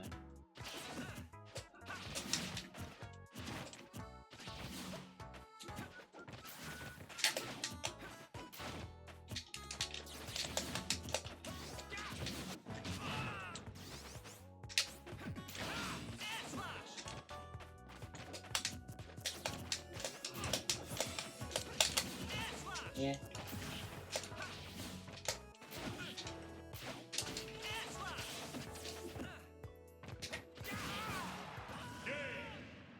I think I realized what was going on. I realized something about the way you play. That last match. I was trying forcing so much because I thought you were a passive player, but you're not just a passive player. You're an offensive player for the most part. Switch between passive offense, passive offense, and active. Play both rush down and passive. Interchangeable. Oh, really? There's moments where you just where you go straight forth and poke, and there's moments where you keep your distance away for your opponent to come to you. So when I was playing Bait and Punish against you, it was kind of working, but not really. And it was working when you were playing passively, but it wasn't working when you were playing Rushdown. I just kept getting hit. That's why I was getting mixed results. And when I was playing Rushdown, I got bodied because when you were playing passively, then it kind of tore me open. But when I played passively, I always either won or tied. The way you were. So in that match, what I did was I played passively. And there were times that you would, like, kind of play that range game with me. There were times that you would be reckless. And just press a button and get up. Really reckless with speed art. I hate that art stuff. I don't know what to say. Too fast. Like, I space better with shield art than I do with speed. That's a problem. But that's just my taste. That's just the taste coming out of me in the game. That's how I'm expressing myself. Yeah, of course. Which is kind of depressing, but it's just what it is. What it tells me, though, is that it's,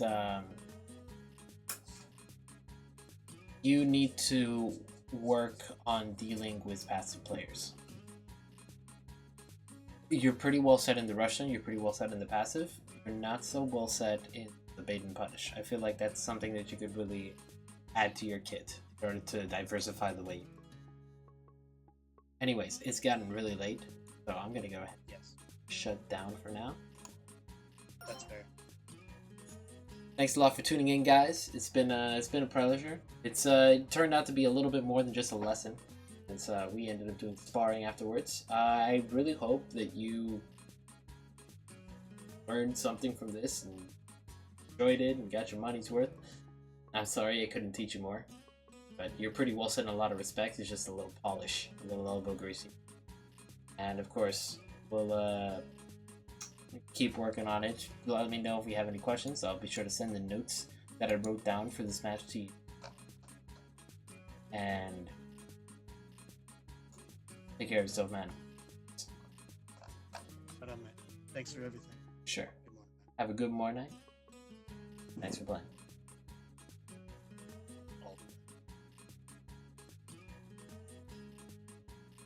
So, for those of you who have been watching this late, I usually do these lessons tailored to you for $20 an hour. Half of it wasn't even a lesson, it was just sparring, because I'm sparring with that guy. Mace is an old friend of mine from the early days of the Shulk community. I'm glad to see him wanting to grow, and I'm really looking forward to seeing him again at Switch. Anyways, if you're interested in a lesson like this tailored to you, just let me know and we'll sort out the details. So, take care of yourselves, guys. Have a good night. Take care.